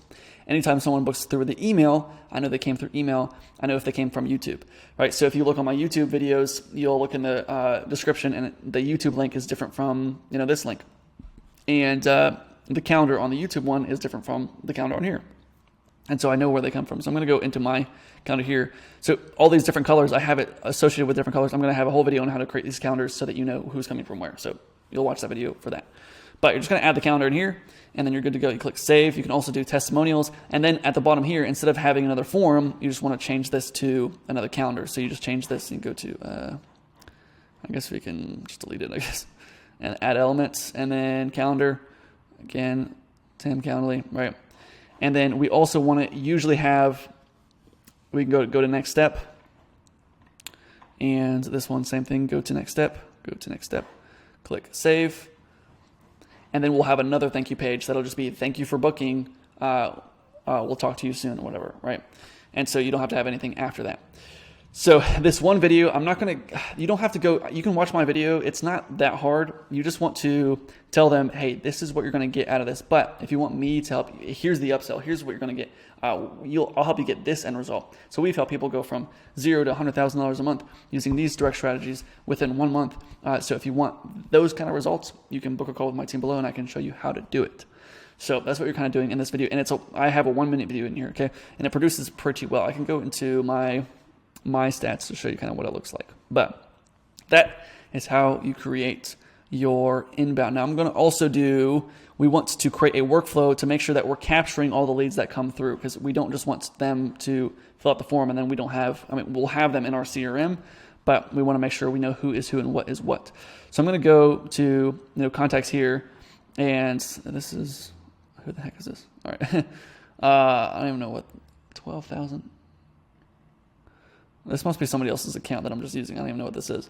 But anyways, so we have all these people in here. They'll come through here, but we want to make sure that we know who they are and where they're going. And if we want to send them emails and text messages later on, we want to sort them out, I guess, basically. So what we want to do is we're going to go and create a workflow. And so we're going to go to automations right here. Then we're in workflows, click create campaign or workflow, start from scratch. We're going to just name this whatever you want. We'll call this opt-in.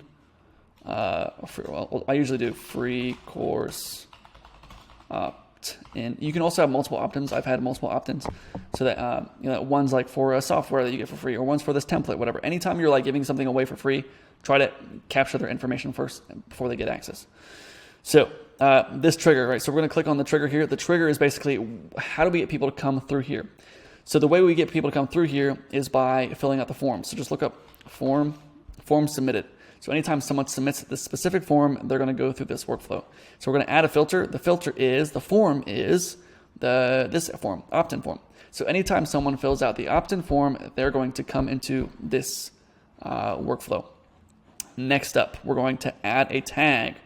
So the first thing we're going to do is create an action right here, and then look for a tag. Add contact tag. So this will basically help us determine who is who and what's what, right? So I like to add 2 tags. One is I want to know that it's my lead. So I put in like cold leads lead because I usually have multiple opt-ins, and so we'll have cold leads lead. So everyone that opts in from anywhere, from any different opt-in that I have, they're going to get that tag cold leads lead. Okay, so I have a list of like 8,000 people that have done that. But then some people come through the free course. Some people come from my lead lists, like how to get lead lists for free, whatever. Some people come from, I had an Instagram automation tool that was free at one point. So I had a whole bunch of people come through that. And so I want to make sure I know who came from where. And so I'm also going to add a free course opt-in as a tag. Create new tag. Cool. So now we're going to add these 2 tags, cold leads lead and free course opt-in. Cool. Boom. Next thing we're going to do is send an email. So the email is going to be from name, whatever, your name, from email, just don't put anything in there. Subject line, here's access to the course. And then you're going to put in your freebie. So, hey, here's access to my free course. You're going to put in the link.com. And then what you're going to do is you're going to say, if you want a free one-on-one session with me where I help you blah, blah, blah, blah, blah, you can book a call with me here. So we're always just as soon as they opt in, we're going to hit them as many times as possible, trying to get them to book a call with us. So you got the free thing. We have the thank you page, and then we have this where it's like, hey, here's the free course. If you want to book a call with me, you can. And then as soon as they open the free course, hey, if you want to book a call with me, you can. Or they watch that 20-minute video at the end of the video, hey, if you want to book a call with me, you can, right? And so we're just going to give them on everywhere that we possibly can, give them the option to book a call with us, right? Or to upsell. So coldlead.com/book, and then we can save action. Boom. So they'll get that email. We also want to publish it right here and then click save. And we are good. We are Gucci, baby. All right, next up, Now, after that, we want to create a wait timer.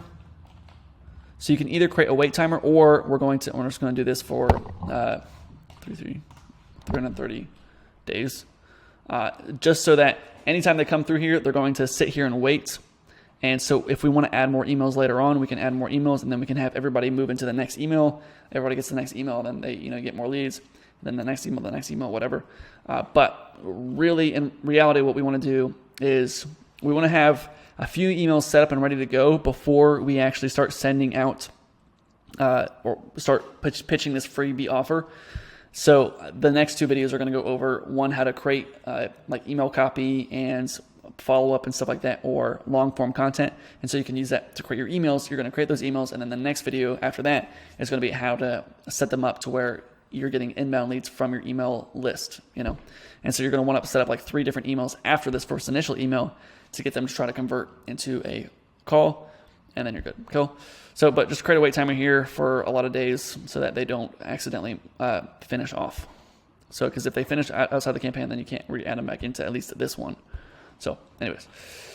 Next up, what else? You should have a link to your freebie. Yeah, so right now, you should have a link to the freebie, and that leads to a booked call that you can put anywhere, right? So if someone says, how do I get access to your free course? Now you have your website, coldleads.com/course, right? And now you should have this, right? So you can put it into your YouTube videos, you can put it into your bio on your Twitter, on your Instagram, all that jazz. Cool. Hopefully this helped you guys out. Thank you so much for watching. I don't know if I missed anything. Oh, I'm going to show you one more thing. Actually, I'll show this in my booked call video, or how to change your calendars, whatever, how to have multiple calendars to know where calls are coming from. Okay. So thank you for watching. I'll talk to you guys soon. How to create written long-form content. This is very, very important for emails, for Facebook posts, for Instagram posts, and sometimes Twitter, okay? So I leverage these frameworks all the time. I have a ton of frameworks that make this really, really easy to use, so I'm going to show you exactly how to do it. Some rules of thumb when you're doing long-form content, if this will let me click. We want to space it out as much as possible, and then also that just makes it really easy to read. So we want everything to be on a 6th grade reading level or lower. We don't want to try to sound super sophisticated or complicated or anything. Everybody tries to do one thing, which is try to look really professional, try to look like they're an adult or whatever when we're all kids in our head.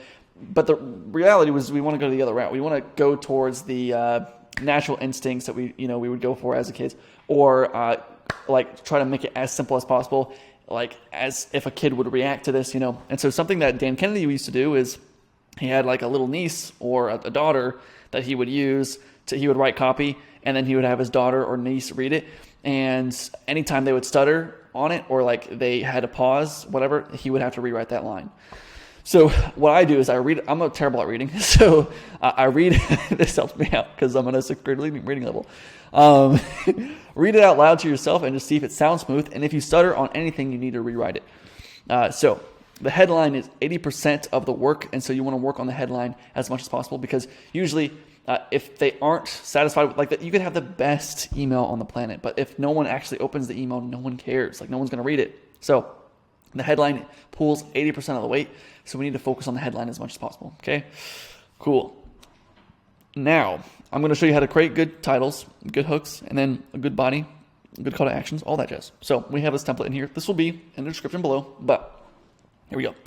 Titles. So I showed this in the previous video about creating your freebie. So you can, you might have already seen this, but you can use a lot more frameworks that are in here. So we have a few things. So time/end result, desire/end result, time, benefit/selfish desire, and challenge or fear.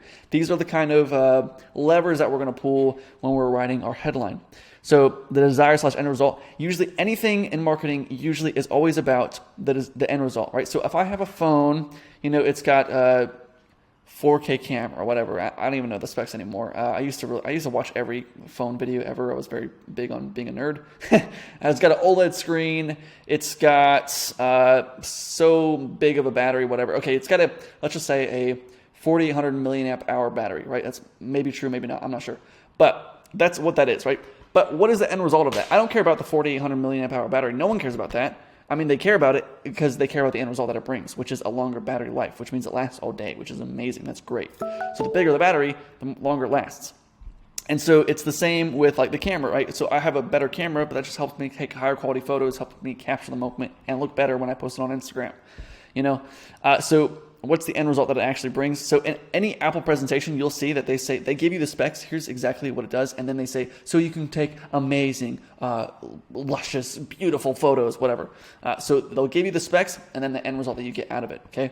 So we're always trying to lean towards the end results whenever we're doing our marketing. So time obviously is time. Benefits / selfish desire. I'll show you what that is in a second. And then challenge or fear, which is the risk that they experience when they work with somebody else, or that they think that they have to go through, the risk that they think they have to go through, or the time or the effort or the energy they have to go through when doing this thing or trying to get the end result. So for an example, when you're working out, the challenge is you have to, like, the end result of working out is looking good and looking fit.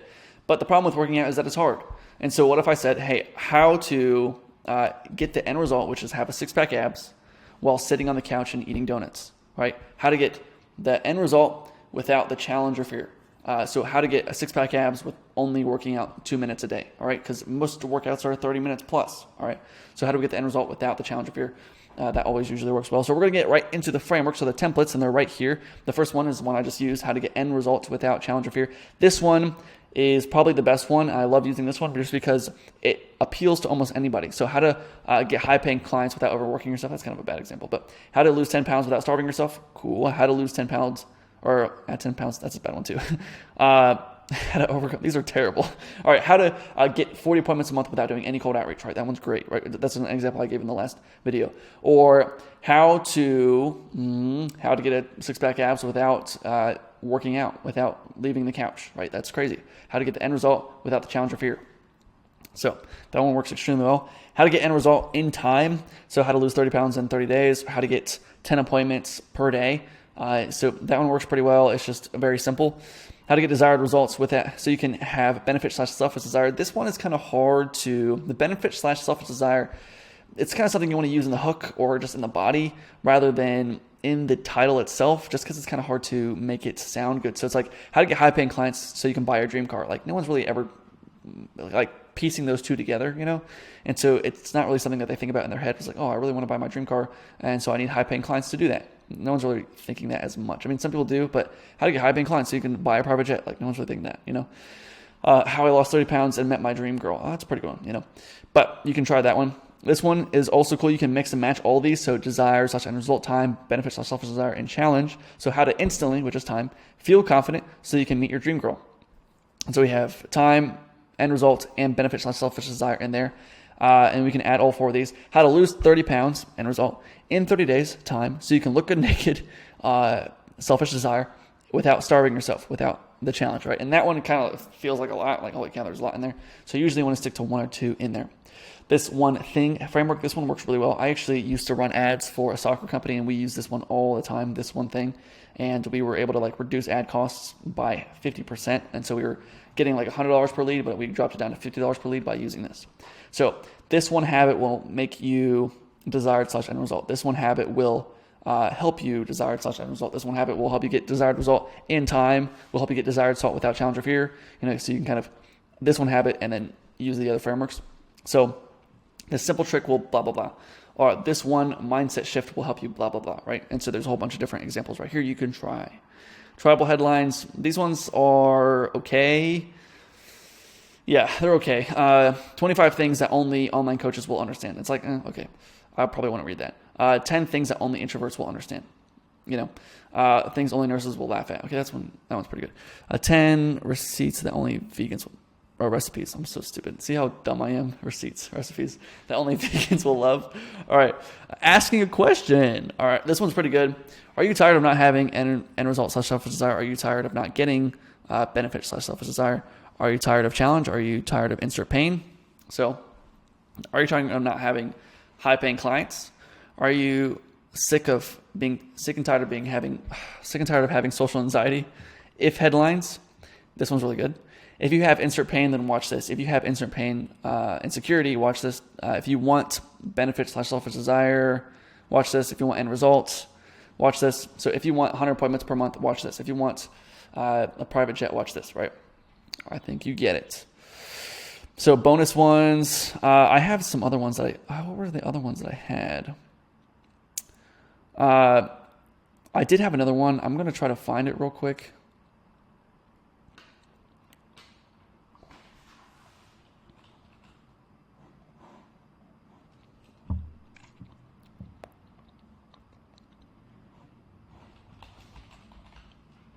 Control F.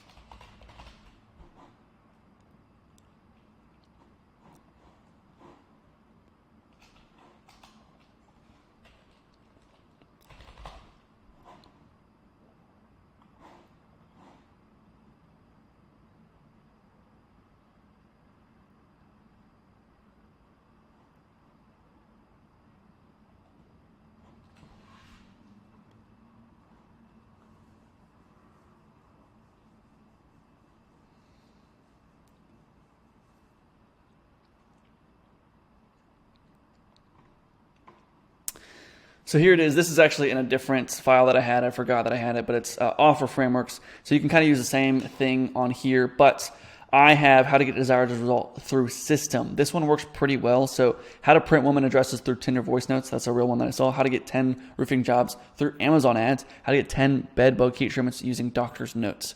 Like those are just some random, those last two were fake ones that I made, but it's really interesting because you're like, how do I get bed bug heat treatments through doctor's notes? Or how do I get roofing jobs through Amazon ads? How does that even work? And so no one's really using it. And so if I say, hey, I get 100 appointments per month using a LinkedIn group strategy. Everyone's like, how do you do that, right? Because like I've never heard of using LinkedIn groups.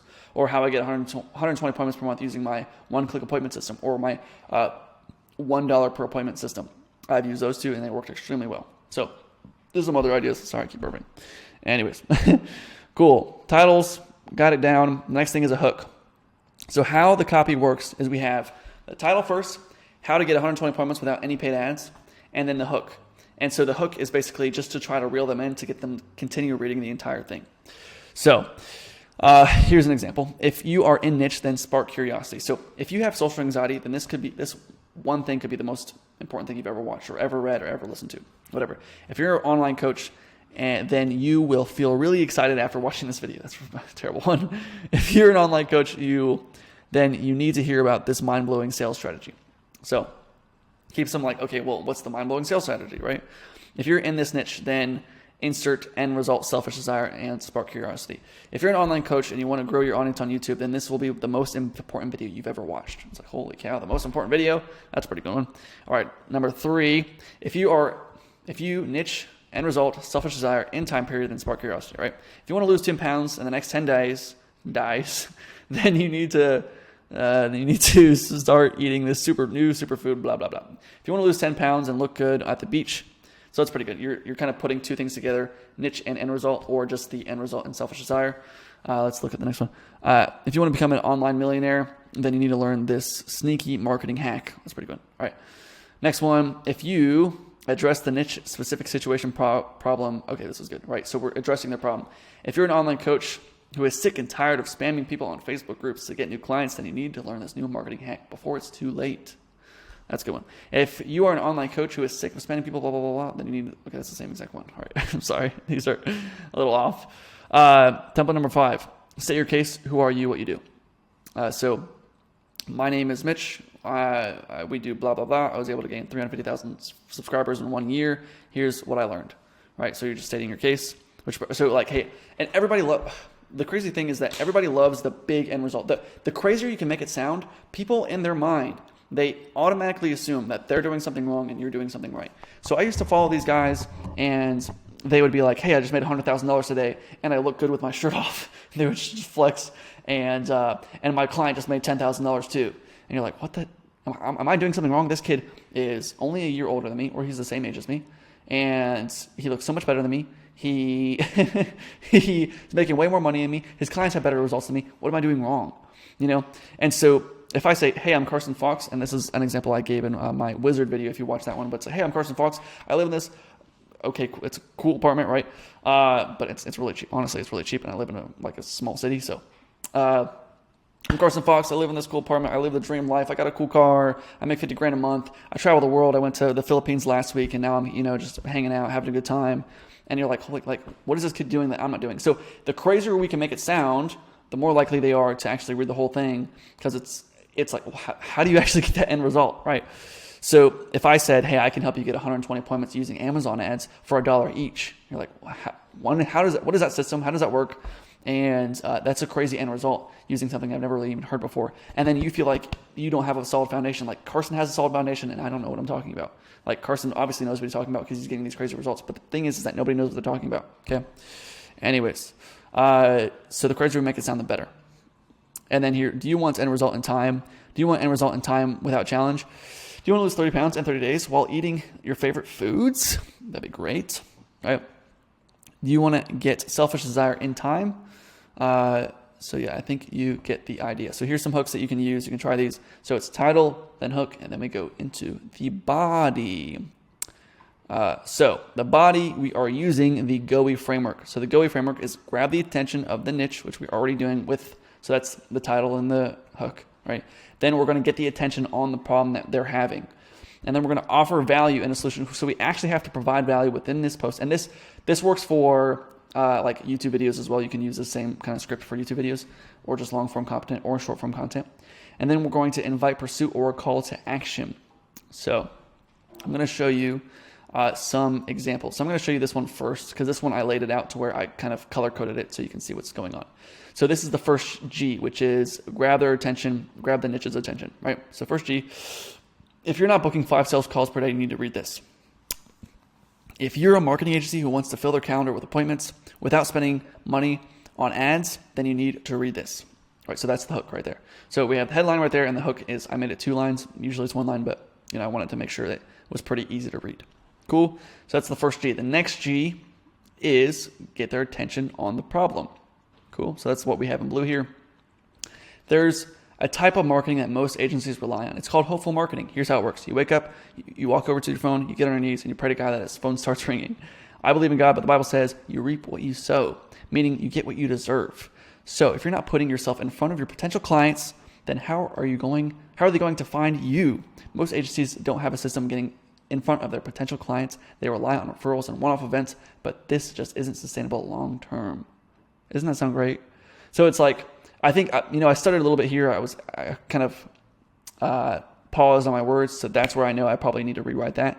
But up until here, most agencies rely on this. They wake up, they go over to the phone, get on their knees and pray, and they pray to God. The phone starts ringing. It's like it flows, and it makes it so easy to read. And then they're just going to keep reading. They're going to keep reading. They're going to keep reading. Okay. So there's that. All right, next one. So we did 2 Gs, which is grab their attention, get their attention on the problem, and then we're going to offer value or solution. So what's the solution? We have that in green. Here's how I book calls. I get in front of my audience every single day. I created an automated system that reaches out to my potential clients, and whenever someone is interested, they book a call. Then I wake up and I take the calls.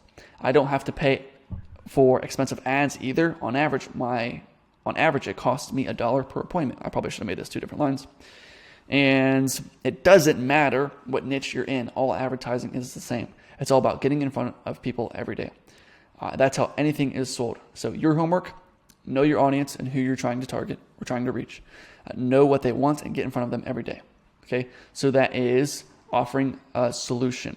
All right, so this one isn't I would like this to be a little more in depth where you're actually giving some actionable steps. So I'm giving step 1, step 2, step 3. This is what you need to do. And that's okay. But I think just giving a little more value to where they can actually where they can take notes, because all right, obviously I need to take it. Obviously everybody knows this. But if you give them something where they have to take down notes, they're going to love you. If they're taking down notes, they love you. All right, because it's valuable enough to where they have to remember what you're saying. Okay. All right. And then the last thing, which is the I, which is invite pursuit, a call to action. So here we have the call to action. If you want 5 appointments per day on autopilot, comment 5 below and I'll send you my free masterclass. And that's where the freebie comes in. Cool. So also, whenever you post something like this on Facebook, at least on Facebook, or sometimes you can do it on YouTube community posts as well. I'm going to try that. And then also on emails, whatever. But on Facebook, at least, comment 5 below. On an email, you're going to say the call to action, which is book a call with me below, whatever, and you put a link in there. But whenever someone comments, then you're just going to send them a message saying, hey, here's the whatever it is. And then you're also going to like their comment, and you're going to say, hey, I just DM'd you on their comment. Hopefully I'll probably put that in the Facebook video once I make that one. Or the inbound Facebook video. All right. So we wrote the body, and I gave you some examples. Let me give you one more example just so you have something to go home with. This next one is pretty good. I just didn't color code it. Dude, every time I make these videos, there's always noise. I don't know if you hear, there's a huge horn. There's a baseball stadium right down the street from me, and every time someone gets a home run. Anyways, where am I? Okay, body, here we go. All right, so this one. How I get a 68x ROI. That's a crazy end result. Carson knows what he's doing. I've never gotten a 68x ROI. How is he doing it, right? How I get a 68x ROI. Ads never get this kind of return. Here's how I did it. I invested into a $130 tool. Cool. All right, so we have a title, hook, ads never get that kind of return. Here's how I did it, which is kind of offering. Now I'm kind of offering value already rather than like getting their attention on the problem. But it still worked this one worked really well. Some of my friends thought I was stupid for blowing money on a tool, but within 3 weeks, I made $8,900 from that same tool. Okay. Then you're like, okay, I invested into a $130 tool and I got a 68x return. How does that work? And then you read more and you're like, you made $8,900 in 3 weeks. How does that work? And you want to keep reading. So we keep showing these crazy end results and they keep wanting to read. And here's what I've realized about this situation. I've invested $20,000 into courses and coaching programs. I definitely did not make my money back on most of the ones that I purchased. What has made me the most ROI is tools and learning how to use those tools. Think about Facebook ads. You can have a coach tell you it's all about your mindset. You need to have the growth mindset to attract the things that you want in life. And I believe in growth mindset, but that alone has never made anyone successful. It's all about taking action and using the right tools. It's one thing to want to get a nail through a wood plank. Sorry, I didn't read this beforehand. You can have motivation. You can have more motivation than anyone else to put a nail through a wood plank.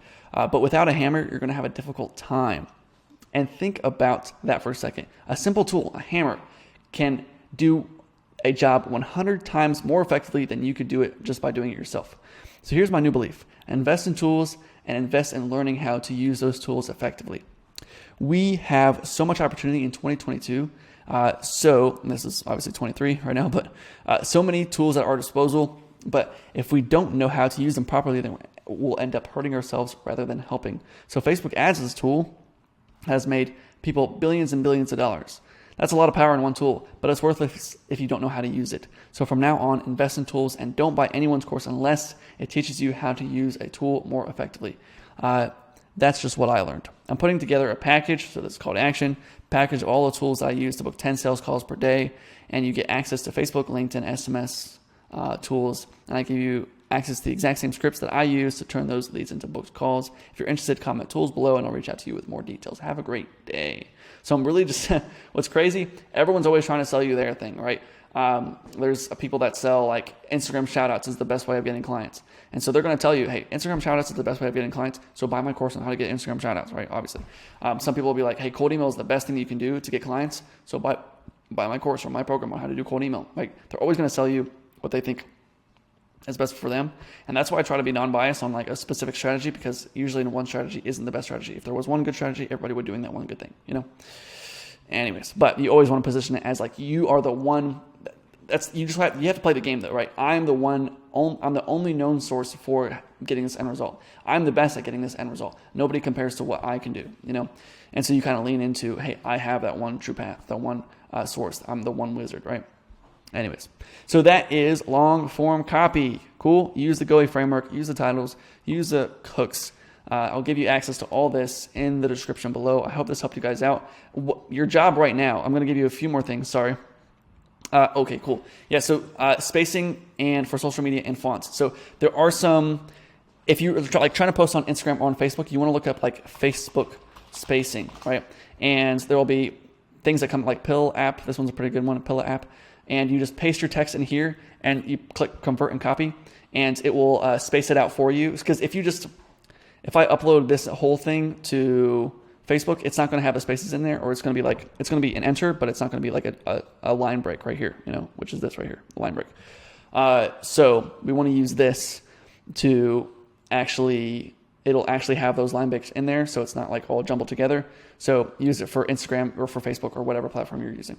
Then you also have what I like to use for Facebook and for Instagram is using fonts. So you can look up IG fonts. So the headline is a different font than everything else, because the more different we make it, the crazier we make it look, the more likely they are to read it. So if I go to here, I put in how to get 120 appointments. All right, we have all these different fonts. Which one just catches our attention more? Like this one catches my attention, but I can't even read it, when I'm looking right there. How to get 120 appointments. That one's pretty good, but it's kind of hard to read. So we want to make it still easy to digest, because again, on a 6th grade reading level, we don't want to we want to make sure that they're not even thinking about it. It's just flowing, right? And that's why if you're stuttering on your words, you just want to rewrite this thing. But this one looks pretty good. It's just bold, right? This one's bold and italic. I think that's what it's called. Let's see. This one kind of. So I usually use the bold italic ones, right? These ones right here. Sometimes I use these ones. Sometimes I use the emoji ones, but for the most part, I just use these. And so if you just try to post on Facebook, you can't make it bold, right? So if you have to use this, copy it, and then put it on Facebook, and then it'll work fine. Or same with Instagram. Cool. So do that. Special fonts and spacing. Cool. Also, if you're having writer's block, like I can't figure this out, writer's block isn't real. You just feel like you don't have something good enough. And so literally just write what's in your head. Like sometimes I'll just keep writing, I like cheese, I like cheese, I like cheese, I like cheese. And then I think of something and then I just write that down. Even though it's bad, you just keep writing out your bad ideas and eventually your good ideas will come. So you don't think of like, you think of an idea, but it's not good enough, so you don't write it down. Just keep writing down all the bad stuff, and then the good stuff will start coming out, and you just keep going, right? So just don't think about writer's block. Some people, what they'll do is they'll just keep writing, and if they can't think of anything else, they just write blah, blah, blah, blah, blah, until something else pops in their head, and then they just keep going. Cool. And then next thing is you also just want to look at others for inspiration. So you can look at all my emails. I have Shacker that writes most of my emails now, so I don't really write the emails. I get a ton of messages from you guys every day saying, wow, the email is great, but I have no clue what you're talking about because I don't even write the email. So thank you so much, Shacker. He is a great email copywriter. He gets me a ton of leads through emails, so you can really study his stuff and what he's doing by just reading my emails because he writes them. And then your next step is try to create 3 emails for the next step. So before you go to the next video, I want you to write 3 emails. Just even if you think they're bad, just write them out, and also write a subject headline because we're going to use that to create our inbound system or inbound follow-up system. So write out 3 emails. Thank you so much for watching. I will talk to you guys soon. What's up, everyone? In this video, we're going to go over how to set up follow-ups so that as soon as someone opts into your funnel, they're going to get a message from you immediately, so that hopefully they convert. We want to try to do this within the first 5 minutes, because if you do not message them or you do not try to get them to convert within the first 5 minutes of them opting into your funnel, they're way less likely to convert. They're like 80% less likely to convert after 5 minutes. So we want to try to reach out to them as quickly as possible, but also you can still get a lot of conversions if you keep following up with them over and over and over again daily or weekly, and I'm going to show you how to do that as well. So here's how we do this. So the first thing I'm going to go over is SMS rules. So there's a lot of variables in the air for SMS right now. There is just new rules coming out all the time. And so I might make a separate video on how to make sure SMS is working for you. But just a quick overview, you need to verify your number. As of right now everything might be changing because it's changed a lot recently. You go to phone numbers and you go to Trust Center. You need to register your brand. I'll probably make a whole video just on how to do this, how to register your brand. And also, for right now, it's saying that you can only do it in the U.S. I'm finding a solution where you can do it outside the U.S., but if you do not do this, then if you try to send text out, they're not going to go through. They're going to charge you for the text. It's going to say that it went through, but they're not actually going to go through. And so you're not going to get any responses from the text that you're sending out. And so you need to do this in order for that to work. Anyways, next up, we want to go to settings. You want to make sure these are disabled. So we scroll down here, and these 2 right here, right there, boom. Like, we want to make sure these are disabled. I'm going to re-enable them just to show you. So it says makes SMS compliant. And so it says reply stop to opt out. this is going to add this at the end of every single one of your messages. You do not want that in there because we want to make these look as human as possible. That's the whole goal. We want to make it look like it's actually coming from Karsten or actually coming from whoever, right? And so we don't want it to say, hey, I just want to see if you're interested in this thing. Reply stop to opt out, right? Because then we automatically already know that it's automated, and so therefore I'm not going to be interested. So I'm going to unclick all these so that we can disable it, and then also click confirm or paste. Oops, not that one. Confirm. There we go. And disable. And then we're going to do the same thing for this one. What this one's doing is it's just adding your company name at the end of it, which makes no sense, to make it also compliant. And so we don't want to add to the sender's name because then it also looks kind of automated, you know. So we removed those. Awesome. I realize how weird it is to have like this floating head. Ooh, whatever. Next up. Okay, when we're sending text out, we want to look like, again, like it's actually coming from us, and it's not salesy, looking like a friend, but we also want to lead towards the call. Cool. All right. So how do we add the follow-up? So we're going to go to automations right here, and then go to our one that we created last time for our creating the freebie. So this is what we created last time. We didn't have the wait timer in here, which I'll delete this. But we had add a tag and email, and the email just has the free course so that they get access immediately to the free course on how to stop being shy. Okay. So now we're going to add follow-ups, which is we're going to add this right here and then look up a wait. So we're going to add a wait timer. Add it for 3 minutes, and we're going to click save. Now, the reason for 3 minutes, like I said, is because we want to do it within under 5 minutes, but we also don't want to do it immediately because if we do it immediately, then it actually looks like it's automated, and again, we're not trying to make it look automated. Cool? All right, then next up, what we want to do is just do SMS, send SMS, and what I do with this first SMS is just say, hey, I just saw that you looked at my free course. I'm guessing you have some issues with being introverted. Are you open to me helping you with that? So I guess that's what I would say for this particular offer. For what I say something like, hey, I saw that you're interested in the free course. I'm guessing you're looking for someone, or I'm guessing you're looking to try to get more appointments. Would you be open to a discussion of my team helping you with that? Something like that. All right. So acknowledge that they got the free course. Right, and you can also say, hey, this is Carson, by the way. That's probably a good one. Hey, also you can add first name. So I'm going to click space here. Contact first name. Right, hey, contact first name. So it'll say their first name. And this is Karsten. And I just saw blah, blah, blah, blah, blah. Can I help you with that? Cool. So that's it. Then we want to also go into settings here, and then also stop on response. We want to make sure that's checked, because if we don't have that checked, that means if we add any follow-up text messages to this, then it's also going to send out that text. So if I say, hey, do you want any help with this? And then they say, yeah, I'm interested. And then I send a follow-up text, hey, I just want to see if you got my last message. Like, they're like, yeah, I already responded to it. So we want to make sure we have a stop on response on, so that if they do respond, it stops, right? Obviously. Cool. Next thing we want to do is add another wait timer. And then we're going to do a wait for 3 hours. 3 hours. Boom. Save. And another SMS. So this one is just very simple. Hey, just seeing if you got my last message. Let me know what you think. Or you can say, are you open to chat? Or can we chat tomorrow? I would try to lean more towards the call, like, and we chat later this week at all, right? Because then it's like direct to what I'm trying to get at, right? Cool. Save. And then from here, what we want to do is we want to start our email sequence. Now, we can do one of two things. We can do send to, that's not it, maybe not. Sorry.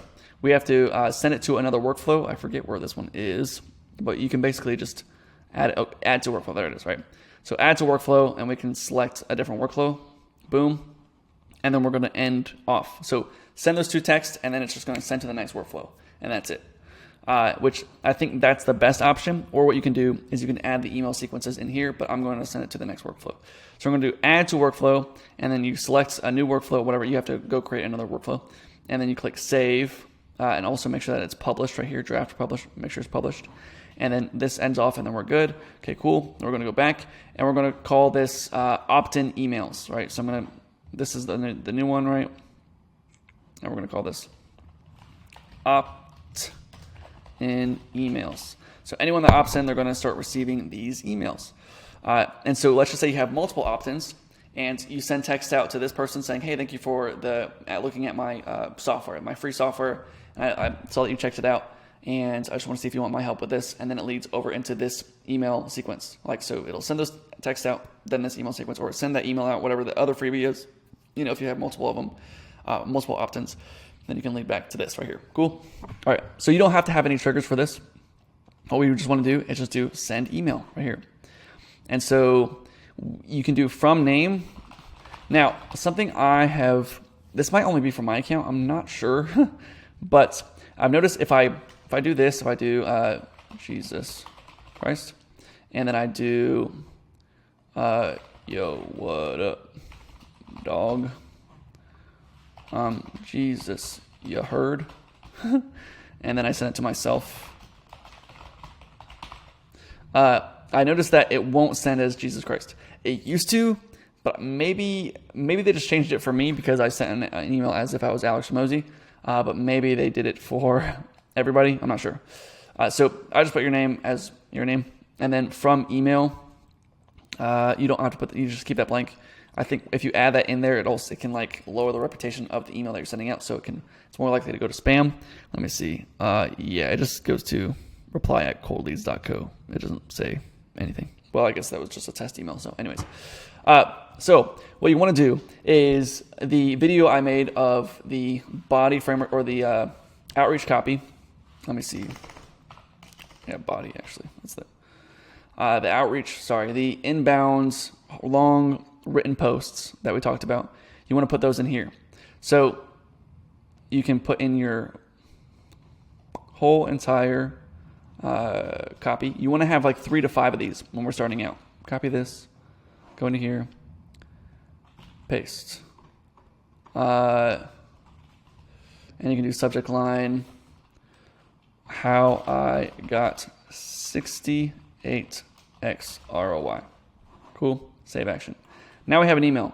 So after they get those texts, then they're going to get this email right after that. Cool. Then we're going to do another one and another wait timer. And this time it's just going to be a day. So tomorrow we're going to send another email.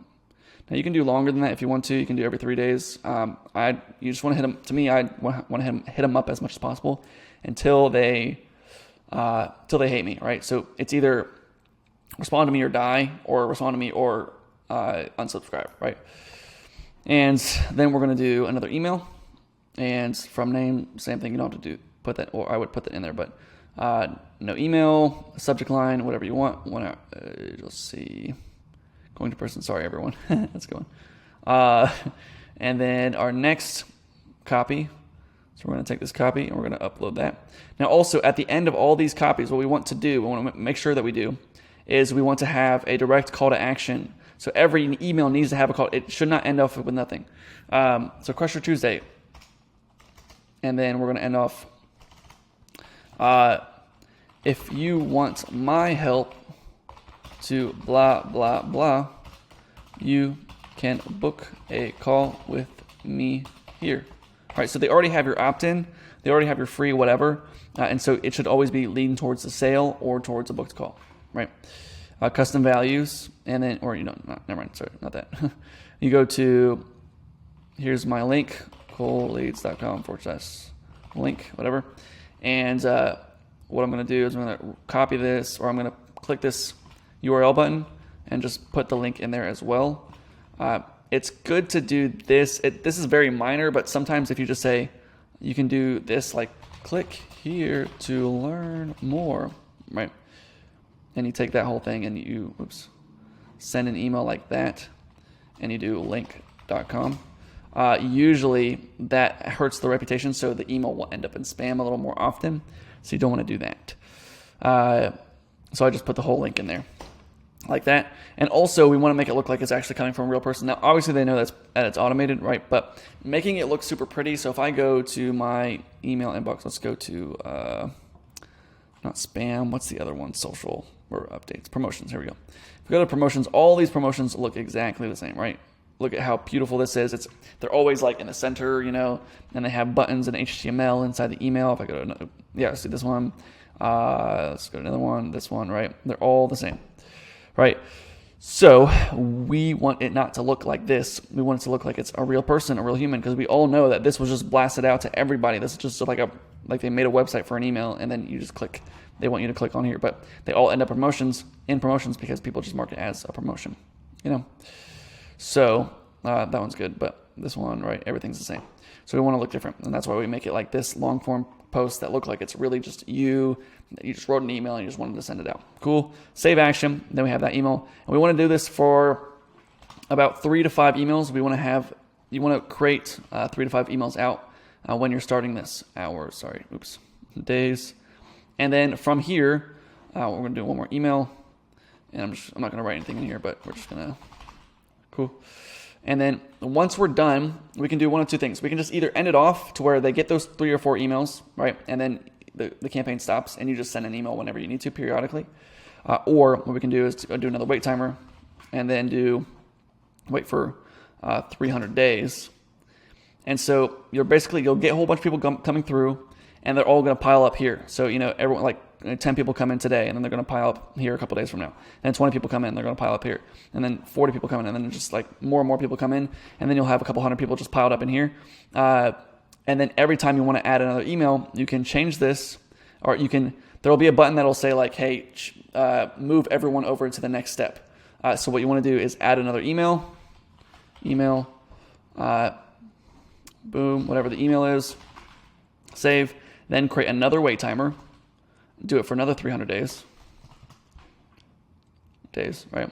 And then everyone that's in here that's waiting, you say, okay, push them to the next step. So it'll push them to the next step, send to the email, but then it'll immediately go to the next step right after that, because they were sent the email. Now it's going to go to the next wait timer. So now they're going to wait for the next email, and then you can change this to 1 day. So now everyone else that comes through here, they're just going to get that 1 day delay, and then they're going to get that email, and then they're just going to go to the next 300-day wait timer.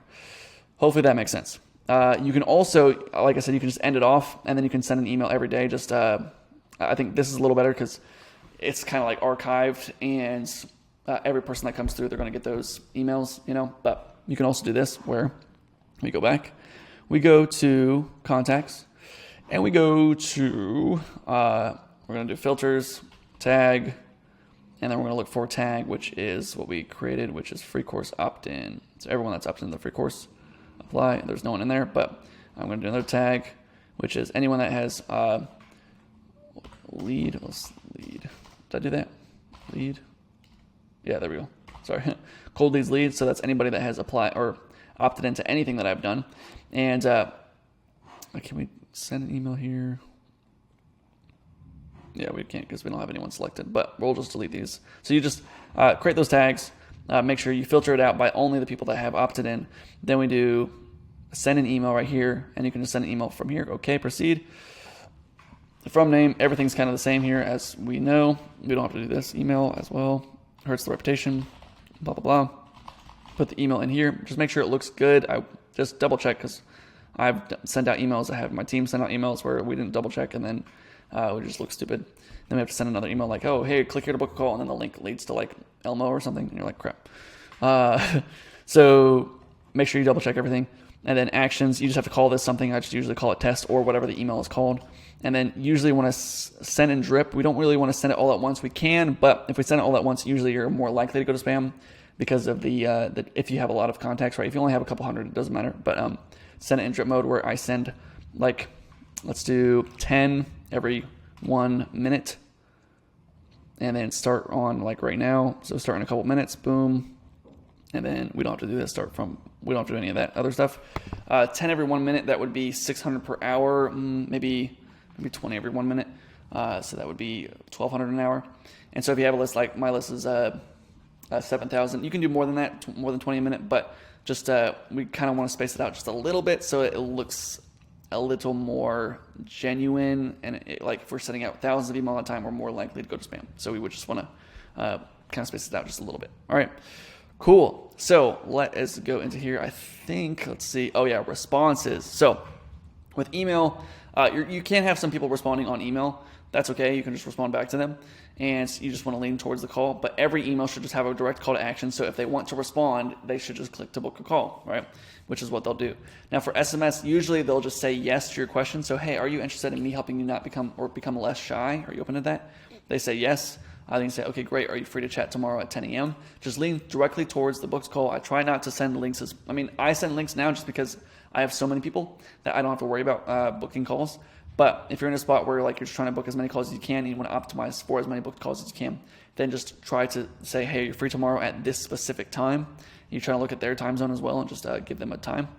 Or you can send a link, but I don't send a link within the first message, like the first automated message, because usually they spam or they block that.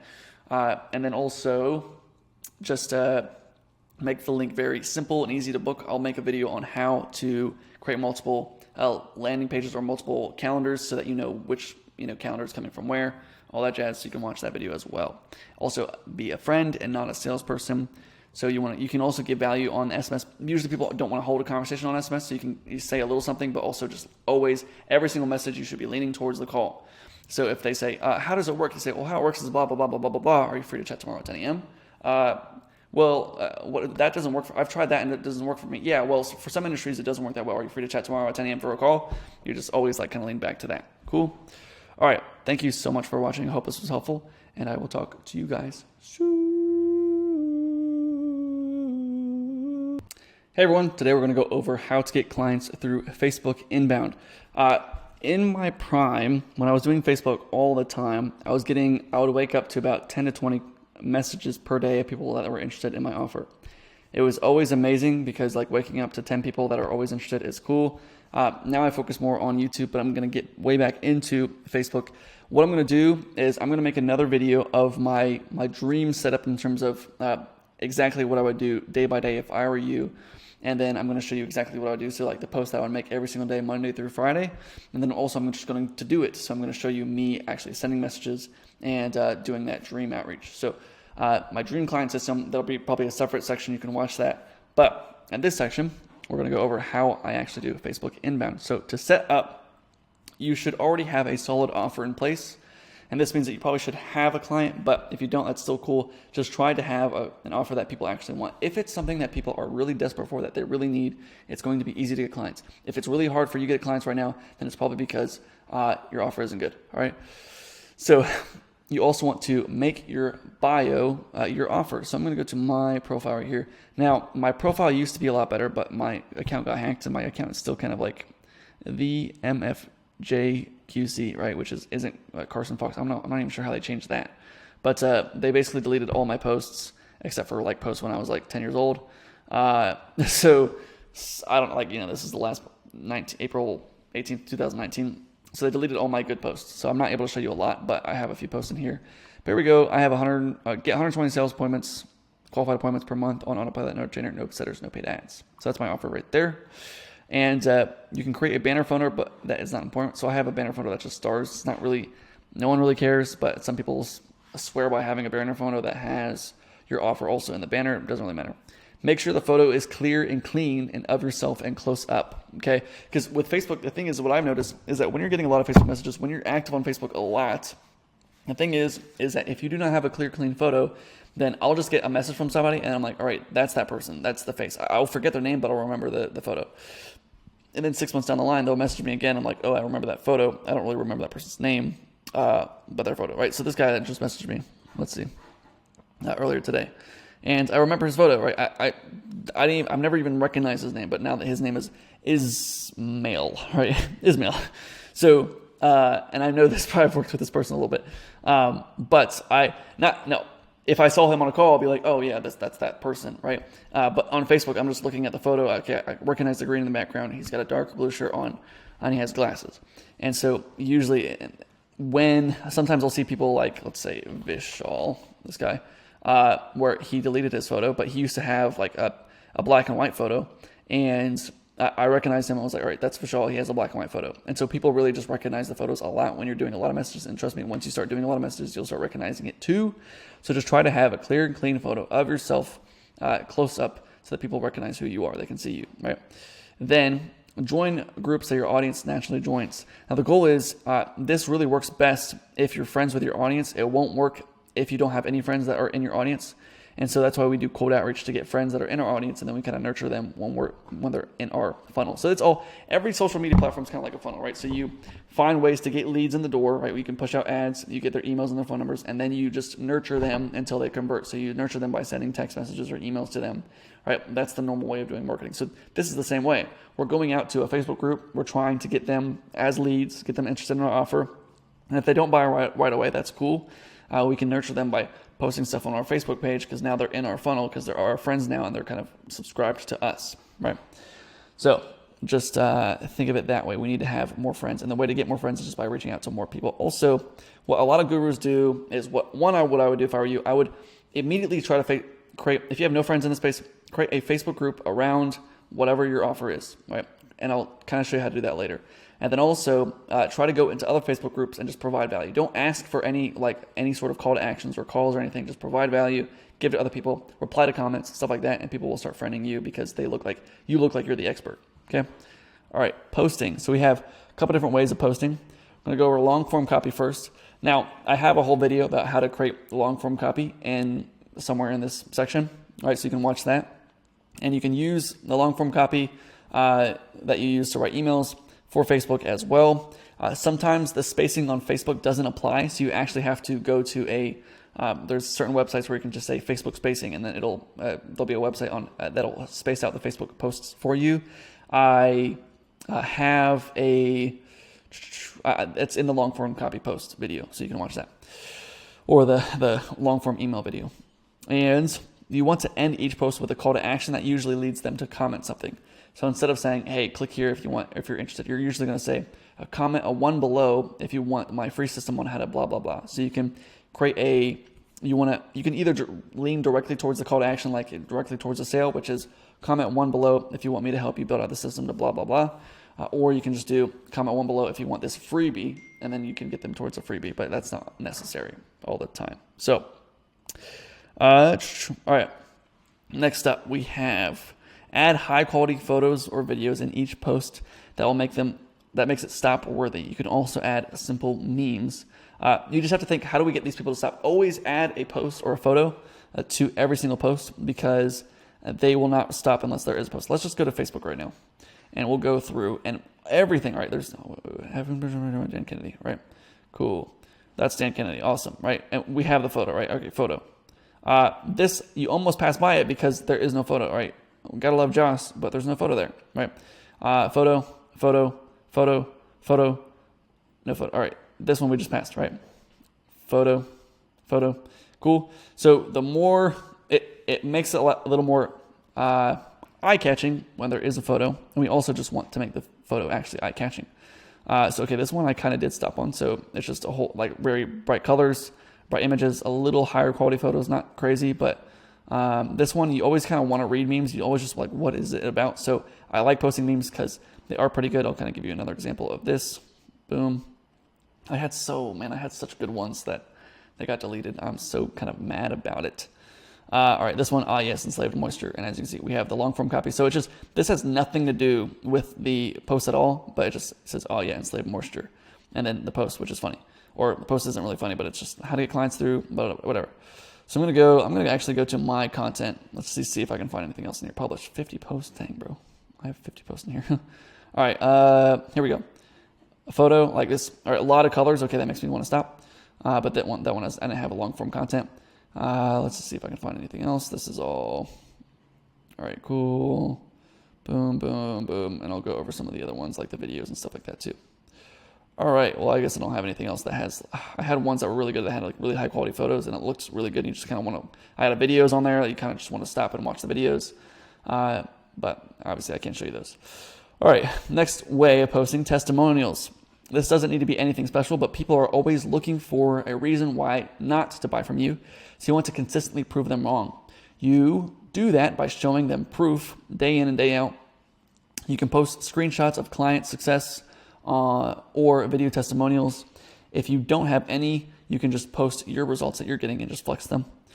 People always feel like they're doing something wrong, and so they don't have a solid foundation. So if you come in and shake their world by showing them that you have these crazy end results, that shakes their foundation, and they see that you're getting these amazing results, but they're not getting anything. And so they start to question themselves and question whatever they do is actually worth it or if it's working for them. And so then they want to buy from you because they're like, okay, cool. Carson gets these consistently, just gets these results. He's showing every single day that he gets appointments. So maybe I should do, because I'm only getting this many appointments and he's getting all these appointments. So maybe I should actually watch him or actually listen to him because he sounds like he knows what he's talking about, All right, videos. Post videos that are relevant to your audience and give them real tangible value. I think a lot of people post videos that are just like really dumb. Like, hey, if you want to learn how to be successful online, what you want to do is first meditate, second be 100% certain and have a good mindset, and then 3 join my program on how to blah blah blah. And it's always like that, and it's so bad. Not that it doesn't work. I think it does work. But if you post real tangible value, people feel like that this is how the world works, right? If you give to other people, they feel like they have to give back to you. And so in the long form copy, you still want to give to them, right? So I'm going to give to you something where I'm going to give you like exactly what I would do if I were you. And then they feel like they have to give back to you. So if I'm giving a lot in my YouTube videos, they feel like they have to give back to me in terms of joining your program, right? Cool. So have a call to action in the video that leads them to comment on the post. If the video was repurposed from YouTube, then you can just use the same call to action. And usually the call to action in the video is like, hey, click the link below, whatever. And you can just put the link within the post as well. I'll go over video ideas in the YouTube section mainly. And I wouldn't do any short form content right now. Okay. I'll probably change this. I might change this. I might go into short form content, all that jazz. But what I've realized so far is that short form, I have people that they'll come to me and saying, yeah, I post shorts. And I'm like, all right, what is that doing for you? Nothing. All right. Well, then why are we posting shorts? Why are we doing Facebook Reels and you're getting 5 likes off the Facebook Reel or on the Instagram Reel? And it's like you're not really getting any leads, any real sales from it. And so all the big experts I've talked to some huge guys that are that done billions and billions and billions of views. They say focus on the long form content in order to get actual sales. Okay, so think about that, baby girl. All right, the billboards. This is a billboard post, just so you know. I just call them billboards. We want to use our crazy title framework or our crazy offer framework that we use to create titles and offers. What we want to do is give our audience the end result without any risk, and that risk being time, money, or energy. And if we give them that, then it sounds really good to them, and we just post it as a direct offer, as a billboard. And then we also want to try to get them to use a keyword to comment, like, hey, comment 1 below if you're interested, just because we want to give them exactly what they need to do. If we give them clear directions, they're going to do those clear directions. If we do not give them clear directions on how to do it, then they're not going to know what to do. So give them clear directions on how they can actually respond to your post. But also we want to use the highest contrast that we can. So this is like black and white. They're never going to give you the highest contrast. Like the best highest contrast will probably be black and yellow, but they're not going to give you that. The other best one will be black and white, but they're not going to get obviously this is black and white, but we have these things in there. They're always going to add something in there just to not make it super contrasty, because they know that marketing people like us will use it. But we just want to use the highest contrast that we can. So I'm going to go to here. We're going to go, what is on my mind? Boom. There's not even a rainbow one, right? It's in there. There's the rainbow thing, right? But it's not even there. So let's see. This one's bright red and white. Probably would be better. I don't know why, but for some reason it does this to me, where the font is super small, but it still looks fine. I'm guessing the font is white. This one's pure black. That's actually might be good. If I do hey, and let's just do post it to myself, only me, done, post, see what happens. It's probably black and white. If it is black and white, that's pretty high contrast. Again, it's black, so maybe not the best high contrast. Maybe doing a brighter orange or brighter yellow, bright red would be the best ones. So just look for the highest contrast that you can possibly find and then post that. Cool? Awesome. All right. Next type of post is life. People connect with people, so they want to know that you're a real human. So post family, funny videos, normal life. Please just don't be super politically polarizing. I just see some people that they'll just post the most polarizing political posts. Just don't do that because no one cares.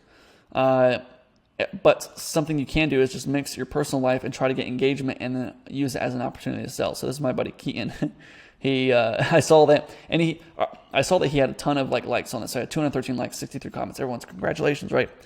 And I looked at his other posts and they didn't have as many likes, right? So I'll get 20 likes here and there or 10 likes here and there. And so it's this one has 200 and everything else has 10. And so that'd be a great opportunity to try to sneak something in there. I'm bringing something new coming in 2023. You know what you can do in 2023? You can change your life and your business by doing blah, blah, blah, right? Something you can try that. But I think that's a great opportunity to sell within posting in your life posts. Scheduling. Max, I would do once per day, but the more you post, the merrier. Just remember that it's quality and quantity. I just see some people that will post like 3 times a day, and there's just really bad posts, like just really ugly, not even good memes, and they're just trying to get a lot of engagement, or they'll just post like random pictures that are like somewhat pornographic so that people are like liking it more. And so it's like, oh, okay, that's a little more polarizing, a little more people like eye-catching, I guess. But the problem is that no one cares if it's just consistent low quality. So we want consistent high quality. And I try to do a mix of the 5 in rotation. So like long form, then testimonial, then video, then life, then billboard, whatever.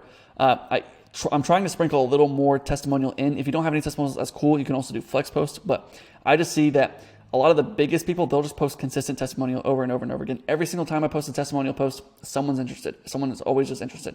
And then every time I post something ever, someone's interested. But the testimonial posts do really work.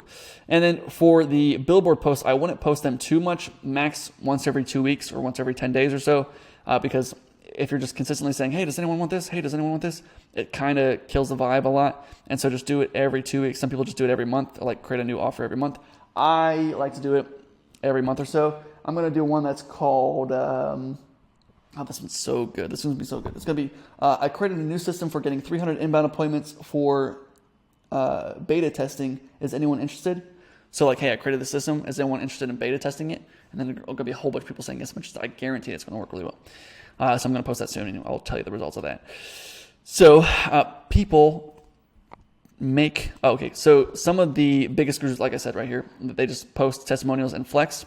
And so their schedule's more for like long form, testimonial, flex, life, testimonial. So it's, the flex is also kind of a testimonial of themselves, right? So they're like 3 times a week, they're posting themselves and how good they are.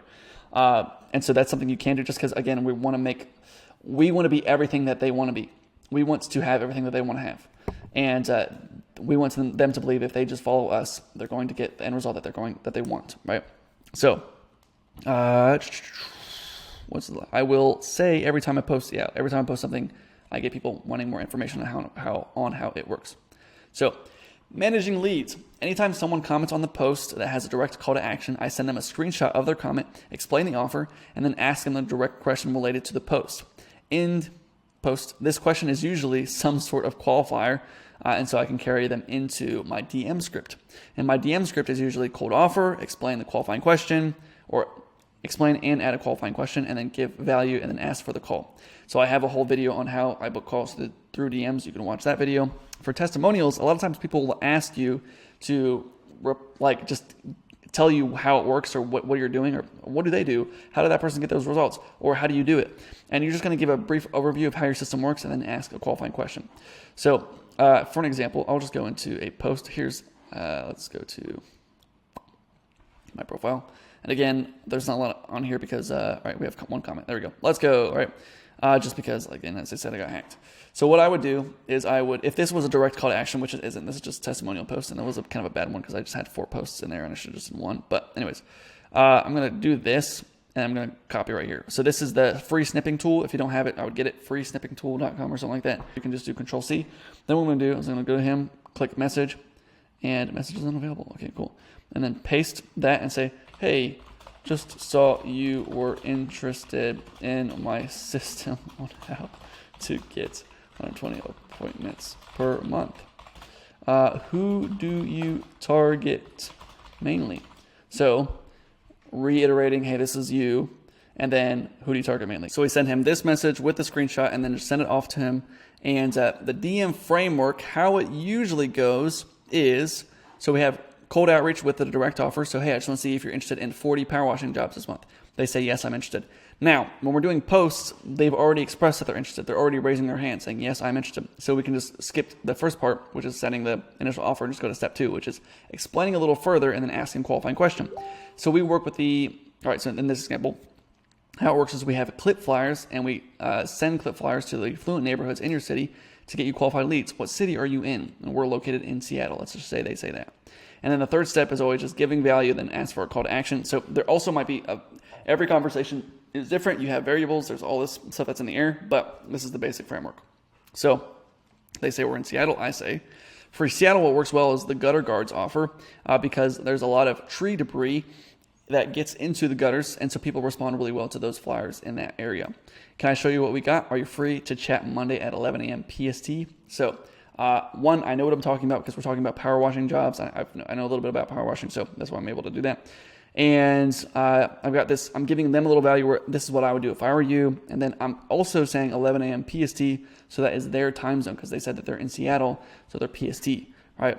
So I'm always thinking about all these things to try to make it as easy as possible for them to say yes, right? Oh, you gave me value. That's actually a really good idea. Yeah, I am available at 10 a.m. PST. So Facebook groups. Now, I'm probably going to make a separate video of me restarting a Facebook group because my Facebook group got stolen from me. Praise God. Anyways, just all this great, amazing life. Naming your Facebook group. You want to make it relevant to the audience. We also can have a mechanism. We also want to usually have a mechanism just to make it so that they know what they're getting into when they're joining the group. So 8-figure roofing jobs, easy roofing jobs, free roofing leads, automated roofing leads, right? Whatever. Using those 8-figure is like the mechanism. And then roofing, people join because of the roofing and they're like, oh yeah, I actually want to grow my roofing business. Before you invite anyone to the group, you want to add relevant posts to that group. So you can take stuff that you posted on your personal page or on your emails that you've done in the past, and then just put 3 to 5 posts in that group already before you launch it. Because you don't want them, because people aren't going to join if there's no one in the group already, and if there's no content in the group. So if it's just a blank group, like no one's going to join it. So you can also launch with a viral post to get a ton of people in the group. So something that I did was like, hey, I'm giving away my free course on how to get automated roofing leads for free. If anyone's interested, just invite 5 people and then comment invite on this post, and I will send it over. And then you have people that will invite 5 people. And so if you just consistently have 5 people inviting 5 people, then you'll just grow really quickly. So that works pretty well. You can also make the group private, but I think in the beginning you should make it public so that people can see the value. You also want to make a quick and simple banner. I'll probably do this in that video, in that separate video about the Facebook group. You can make it in Canva. What I try to do was try to make it to where you have something towards the center that's recognizable, because if I look on here, we can go and we can see that was my group, the Appointment Booking Mastery. That is no longer my group. Let's see. Sorry. All right, so this banner, I put the fox towards the middle with Appointment Booking Mastery, just because in here, as you can see the fox. Okay, that's a little more recognizable. I think this is short-term rentals. He has his face in the middle. He used to not have it in the middle, and so it looked kind of weird. But now, as you can see, he's optimizing for this, where it says short-term right here, so I can kind of see it within this little banner. Right, and these are bad because like, I have no clue what that is. I have no clue what that is. I have no clue. Like all these black ones are terrible because like all of them are black. This one's a little better, but he's off to the side. I can't really see what it's about. So you can kind of recognize, oh, this is that group. And again, people are more attracted to the photos. They're more recognizing the photos rather than the actual name of the group. The same with like the profile photos right in here. So people are recognizing colors and faces and keywords. And so I put this crazy looking fox because like, oh, what the heck is that? You know, and they're like, oh, that's actually a lot more interesting. And so a lot of people, they said that they joined the group because they saw that and they're like, oh, that's weird. And then they joined. So anyways, try to do that, make it simple, have something towards the center, and make it a little more enticing so that people actually want to click, or that it gives them piques enough interest for them to click.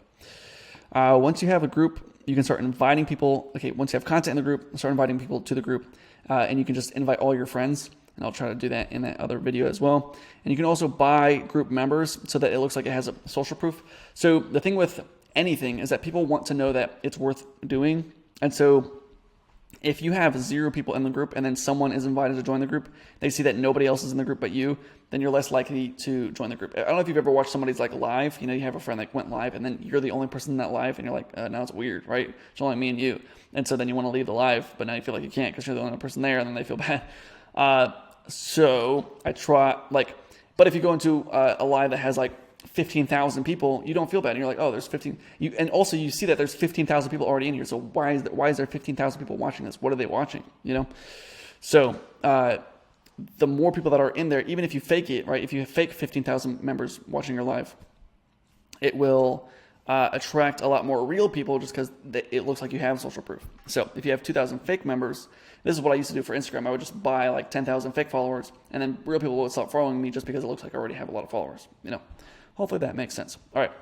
Then once your group has a few members in it and it's active, people are asking questions, then you can make it private. And this is probably after you have like 500 to 1,000 like real members. Then you want to make it private. And when you make it private, you can ask questions like, what's a good email or what's a good phone number that I can send information to? And you do that to capture that information. You probably joined a Facebook group and they asked for your email, phone number, whatever. And so you can do the same thing.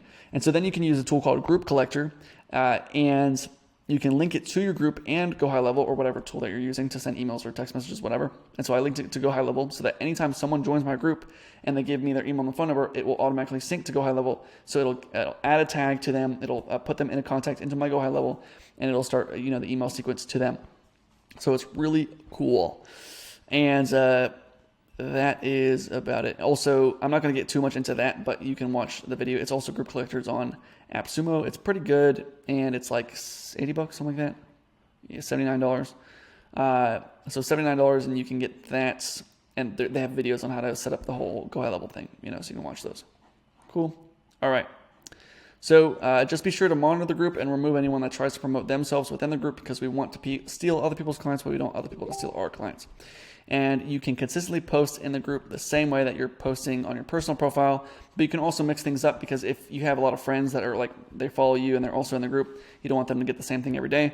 And so one day you can post testimonials, and then on the group you're posting the long form copy, and then the next day you're posting the long form copy on your page, and then the testimonials on the group, So that is basically it. Thank you for watching. I would just please try to...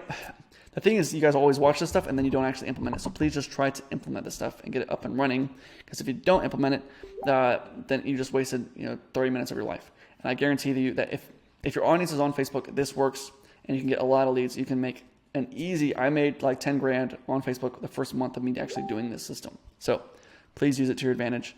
Also watch my dream client setup videos so that you can kind of see how I'm doing it, and we'll go from there. Thank you for watching. I'll talk to you guys soon. Video ideas, guys. I am so excited to make this video. It might be a little long, so just sit back and relax, and let's go through it all together. So we're going to go over how to come up with video ideas. This is probably one of the most important parts of all video creation process, because if the idea is good, and even if the execution isn't that great, but the idea is good, people will watch and people will follow. Cool? All right. First, we're going to go over your channel. Just a quick overview. When it comes to your channel, I recommend you either start a brand new channel if you don't already make content, because each channel should be specific to a related topic. It shouldn't be vlogs and then also business and then also story time and then also your recipes. The videos on the channel should follow the same theme, because if it doesn't, if you have all these different things, it'll confuse the algorithm, and so it won't push your channel as far. So we want to set this up to make it where your audience wants to watch every single one of your videos. And if we make the videos about pancakes and then the other video about lead generation, then it's not going to be the same audience. And so, like, let's just say the people that love the lead generation videos and then you post a video about pancakes, no one's going to watch that, right? And then people that like pancakes and then you post lead generation, no one's going to watch that, right? So make it towards a consistent theme. You want to make it to where each video that you post, all your audience wants to see all your old videos plus any new content that you post, right? So keep them coming back. That's the whole idea. Now, video ideas. The idea and the title are the most important part of the video. We have to understand that what people actually want, and it's pretty easy to find what they want if you use these strategies. To set up, you want to have this Google Sheet to start jotting down ideas. I'm going to give you this sheet in the description. We have two different columns here. The first one is for video ideas. This is kind of like how I write down the ideas. So we have topic, what it is about, then the bucket. I'll share what the bucket is in a minute. The title of the video that you're trying to create, and then you'll have a character count. Now the character count, you want to be a max of 60 characters, but realistically we want to do 50 to 55 characters, because 60 characters, if it goes past that, then it'll cut off on a mobile, right? So people won't be able to see it, and so they're going to click less, right? Because they won't be able to see the entire title. And so if I say, how to get clients without doing outreach, boom, 41 characters, right? Cool. Then the date, and then the bucket. Also, so I know we have buckets twice, but these are like the buckets. You can create multiple buckets, and I can show you kind of what that looks like. And you're going to put the date of like when I usually put the date of like when I'm going to actually post this video, or when, like the week that I'm going to start working on this video. So that's what I do here. Then we have research. This is like I'm going to show you how to do some research on finding other channels that are doing well or other videos that are doing well, and you can take their ideas and kind of apply them to yourself. So you can add the title, the thumbnail, how many views it has, and then also the top performing video thumbnail and views of that video and the link of the channel. So we'll get into that in a minute. But I'm going to give you a few ways you can come up with ideas, come up with an infinite amount of ideas. But honestly, it comes down to some simple frameworks that I'm about to show you. The other exercises are still good to help you think outside the box. So you want to do all these things because all these things will help you come up with amazing video ideas. We always want to come up with the idea before you start recording anything. You also just want to try to think about how the thumbnail will look before recording as well. So you try to think of the idea and the thumbnail before recording anything. And our video ideas need to be relevant to our audience, but also we need to try to appeal to a wider audience so that anyone can watch the videos and it would still educate and entertain them. If we want to make them specific, it'll be hard for us to reach outside our audience. Now, I think it still is really good to make very specific videos to your audience, but also we want to reach outside the audience. So if I make a video on like how to send cold emails using this specific software, right? People that are in my audience would love that video, but people outside my audience, they're not going to watch that. So if I say I spent 1,000 days sending 1 million emails, like anybody would want to watch that. Anyone's like, well, how does that even work? What even is that? It's very, it can appeal to a much wider audience. So think about that. All right. Video buckets are the consistent themes that we use, like using the same title framework. And so the reason we do this is to, if we find something that the audience actually really likes, then we can capitalize on that and keep them coming back for more and more, just like a show would. So a lot of big creators do this, almost all big creators do this, where they come up with a theme that works really well, and then they just consistently do that theme over and over and over again. So we're going to go over a few examples. Mr. Beast, of course, uses the buckets framework. And there's a few buckets that I can show you that are pretty easy. So we're going to go with this first video, train versus giant pit. Okay, so what's the bucket here? You can kind of think of, well, it's really versus. And I'll show you what it actually is. It's really even versus even. There's big versus small, even versus even, cheaper versus expensive. And he uses all these, right? So train versus giant pit, that's even versus even. Like which one's going to win? We also have big versus small, or cheap versus expensive, $1 versus $1 million. I'm going to look up on his channel versus. And we have here, let's do V. I don't know why that one didn't show up. Let's see. There we go. That's weird. That is interesting. This one's lowercase and this one's uppercase and then lowercase. I wonder if he thought about that. So train versus giant pit, that's even versus even. A $1 versus $1 billion yacht. So that's small versus really big. And so that's the bucket, right? Big versus small. And obviously this works consistently, so he consistently keeps doing it. The big versus $1 versus $1 million hotel room, hydraulic press versus Lamborghini. That's kind of like even versus even. And that's kind of relevant to, today where like, this is an idea I've never heard before, but hydraulic press is like something that obviously if you've been on YouTube in the past 5 years, you've seen hydraulic press somewhere. 100 kids versus 100 adults, kind of like even versus even, 100 boys versus 100 girls, even versus even. Just kidding. Anyways, let's see. 20,000 magnets versus a car. That's even versus even. Like, because you're thinking about which one's going to win, right? That's one example. Random Frank P. So that's one of the buckets that he does, Mr. Beast. Also, the other bucket is like hunted. That's one that he does pretty consistently right now. Hunted. If I can search that. Yeah, I got hunted by the military. I paid a real assassin to try to kill me. I got hunted by a real bounty hunter. I got hunted by the FBI. So pretty consistent, hunted, right? And the videos kind of follow the same theme. Obviously, the first one worked really well, and so he just kept doing it, right? Cool. Random Fick P. This is the other guy. All right. This guy has 2 million subscribers. I followed him way back in the day, probably over 5 years ago now. And he makes the exact same videos for the last 5 years. He found like 2 or 3 frameworks that work really well, and he just pumps it out every single week or every month, right? So Room Tour Project number 274 episodes of basically the cleanest, minimalist desk setups. And I used to be really big into desk setups, And then also a Cool Tech Under 50 July, right? Just cool tech under 100. And he just makes those videos over and over and over again every month, right? 500,000 views in July. And then 300,000 views in May. And then a room tour project here. So once you find a theme that works, we just consistently post that theme over and over and over again. Cool. I'm going to go over one more Hope Scope. We post like fashion videos. I bought every Barbie dream house, and I'll show you that's a framework as well. But also her consistent framework that she uses is I spent $7,000 on lost cargo packages. I bought lost cargo packages for cheap. I bought a truckload of lost cargo. So lost cargo is a consistent theme that she uses. I bought 1,000 or 100 lost mail packages. Cool.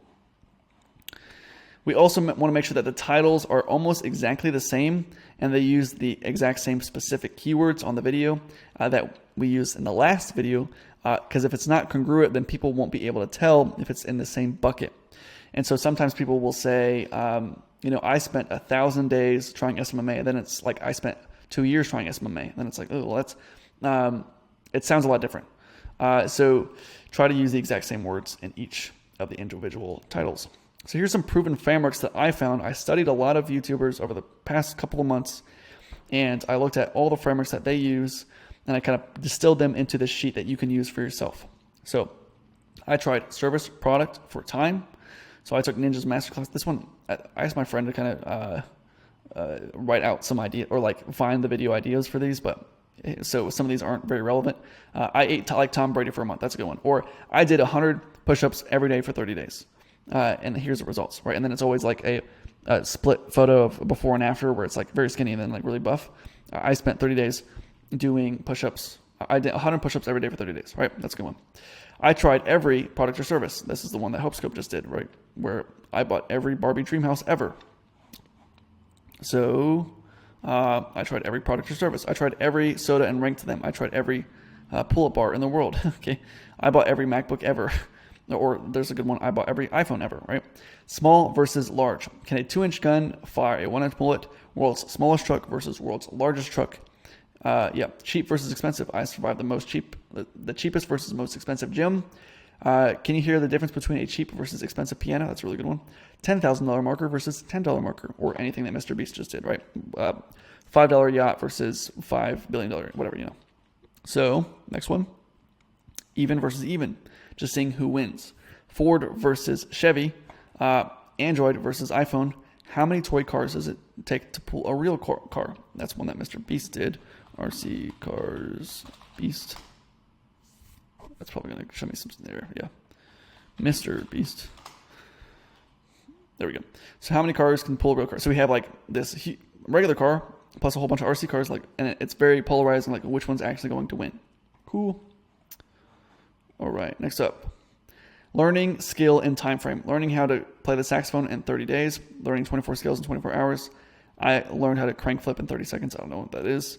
But something you can also do is I learned how to code in 1 week. Learning how to draw like Picasso in 7 days or in 24 hours. I don't know, something like that. Watch this before action or action before action. So watch this before you die. Do this before every workout. 8 things you must do before starting up your first business. Now, I don't really like this one. Not a lot of people use that one, but I guess for the self-improvement space, that one works pretty well. I spent time on contrast subjects. So this one is one I used. I spent 1,000 days trying SMMA.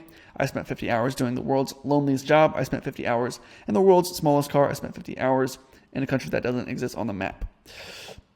I spent money on contrast subject, service, or product. I spent $1,000 beating Clash Royale. I spent $1 billion of the world's cheapest currency. I spent $1 billion building a soccer team. So I spent $50,000 trying fake guru courses, or I spent $50,000 on fake courses. I spent $50,000 trying, or I gave a monkey $50,000 to trade stocks. I gave an AI bot $50,000 to do this.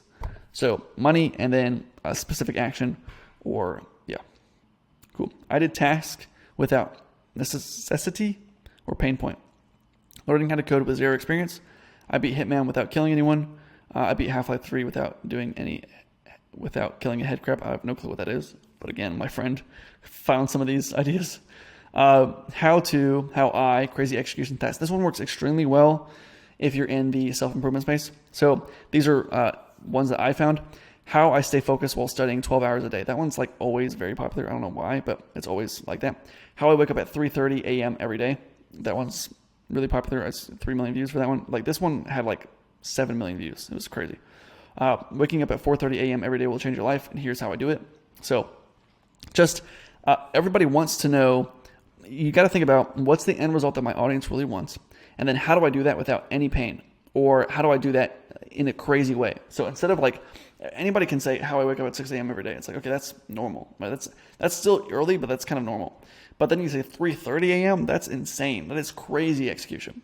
And then you have, and so for me and my audience, I see a ton of people, they'll just come in the space and they'll be like, oh yeah, I get 100 appointments a day using one cold email account. You're like, how does that even work? How is that even possible? And everybody just immediately, they're like, how do you even do that? And they just want to know the secret, right?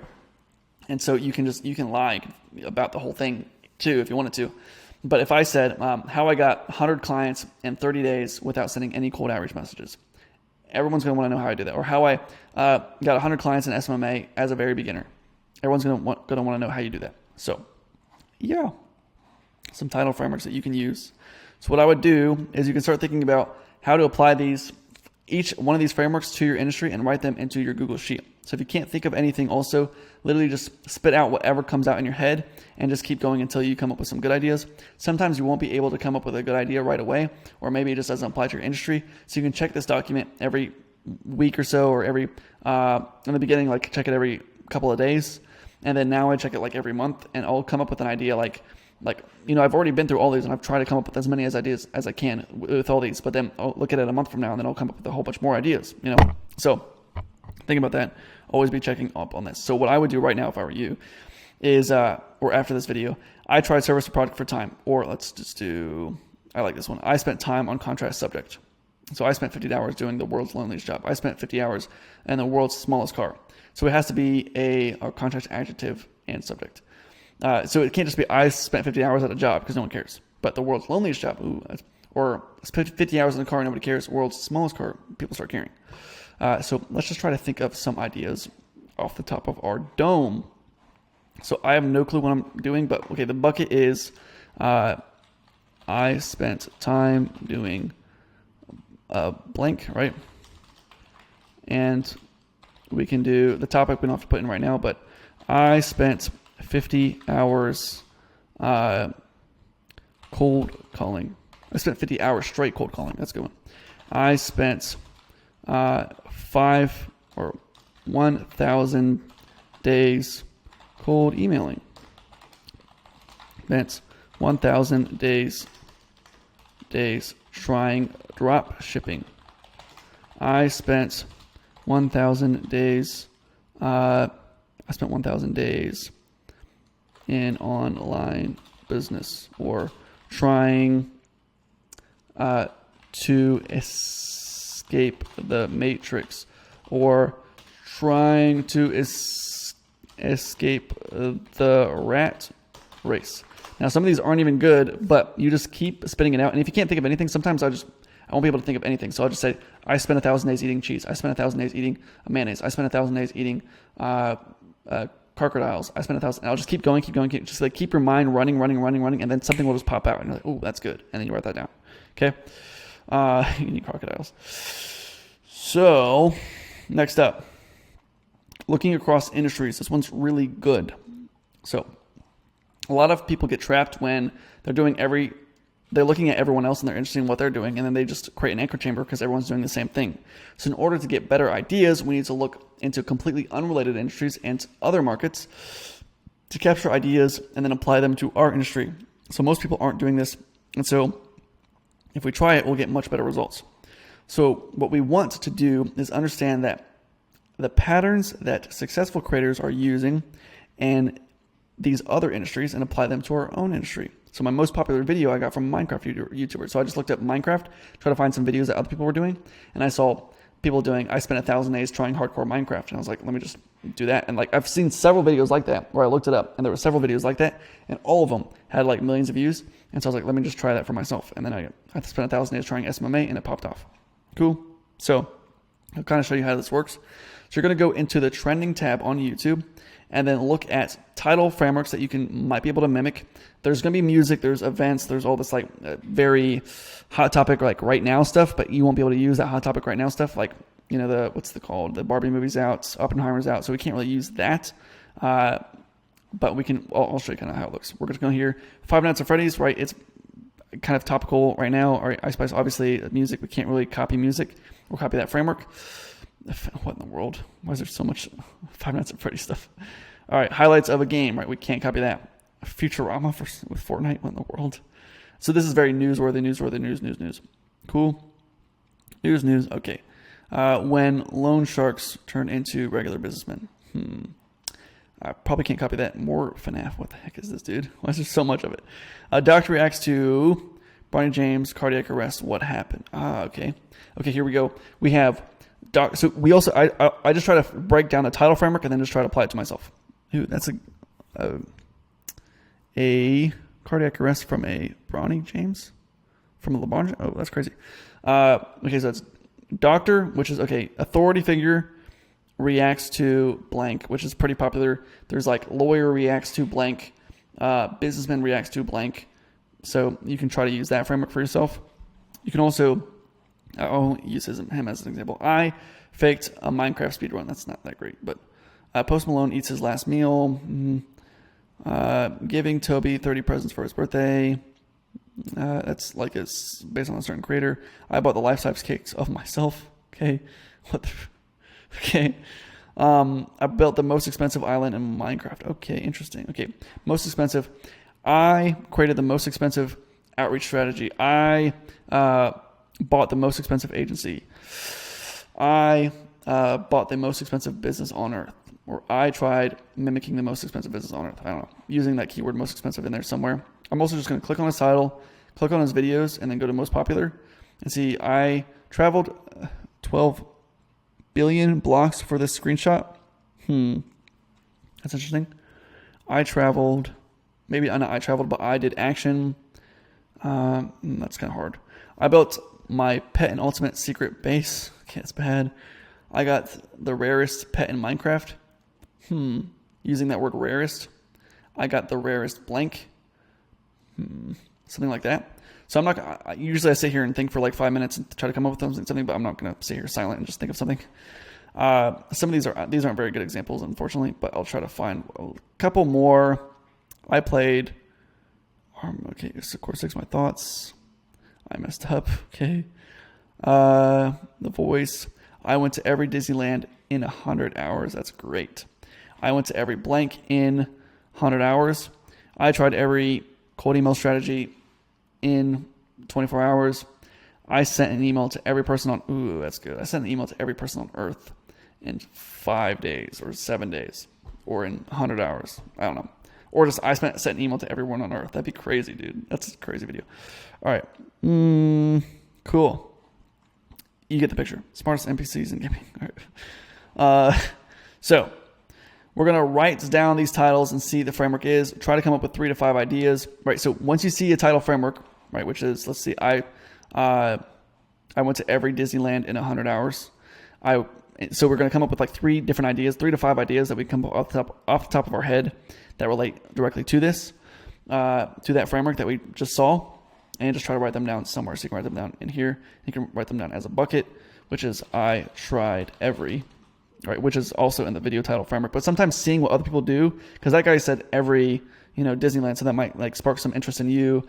And even though it's already in here, you might think of something different, which I've never thought of. I sent an email to every person on Earth. Like I've never really thought of that, but that'd be a great video. Anyways, I tried every,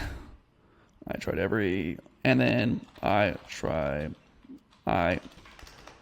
sent an email to everyone on Earth. I tried every cold outreach strategy ever. I tried every social media platform. That's a dumb one. The other one I was thinking about is I tried every LinkedIn automation tool. That would be pretty relevant to my audience, at least. So that's pretty good. All right.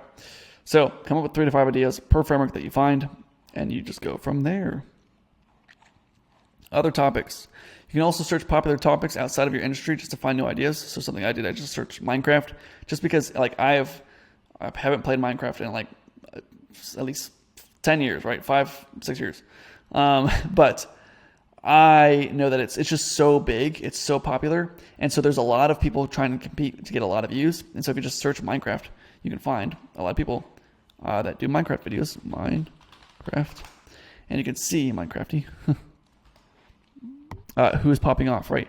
And then also what I want to do, filter and by view count. Let's see if we can. This might be a bad idea because zombies versus the most secret house. Minecraft. I tried the first ever version of Minecraft, right? Mr. Beast. Cool. That's a good one.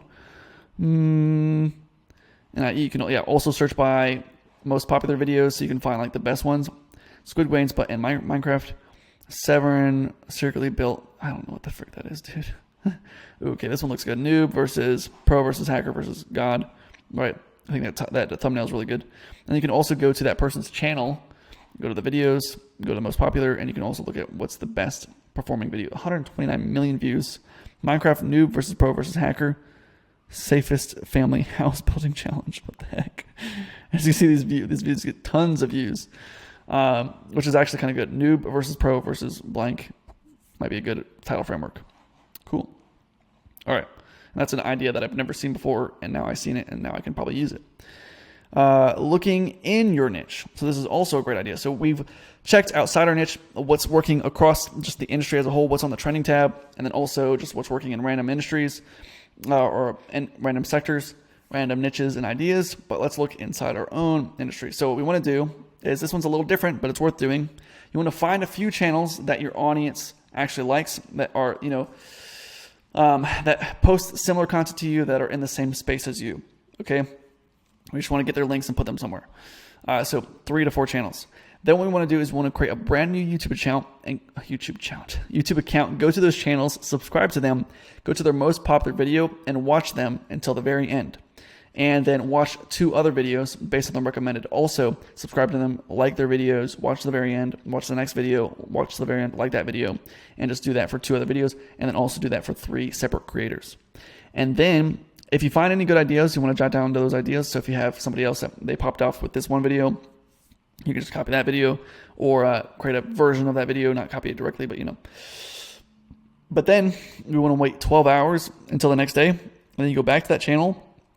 You go to the home feed, and you'll start seeing very similar videos. I'll show you how to do this, but you'll see similar videos to that industry, but you'll find stuff. YouTube will automatically recommend you stuff that you would never think of and that you have never seen before.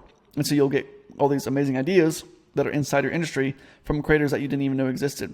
And so you can jot down these high-performing videos, their thumbnails, their titles, and the channels, and you can put it in your recon and research. And I'll show you how to do that. And you want to watch those videos till the end, like them, and then watch another video. And if it's a good channel, you can subscribe to that channel so you're getting more of that. And then and so YouTube will start to recognize that pattern. Just be sure not to watch any videos on that other account that are outside your industry. So if you create this brand new account, don't just do what you would do on that YouTube account. Just only use that YouTube account just for this recon and research. So we'll do this together. So I'm going to go to recon and research right here. I'm going to go to YouTube. So this is my YouTube account. This is separate from, this is just a brand new account that I created. And as you can see here, we have just a whole bunch of videos that are related to my industry that people that I don't even know. So I don't know who this guy is, but how I made $31,000 in dropshipping in 1 month. Cool. It's day 1, day 69. Okay, that video is doing okay.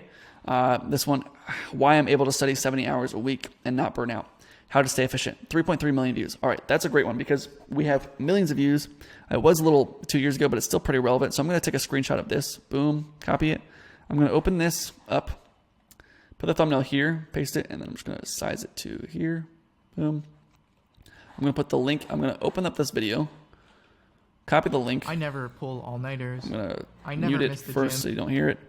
And then also what I'm going to do is I'm going to play it through the entire thing. So now this is 12 minutes long. I don't want to sit here through the entire thing. And you can obviously change it to where it's double time, right, like here. But I have a Chrome extension.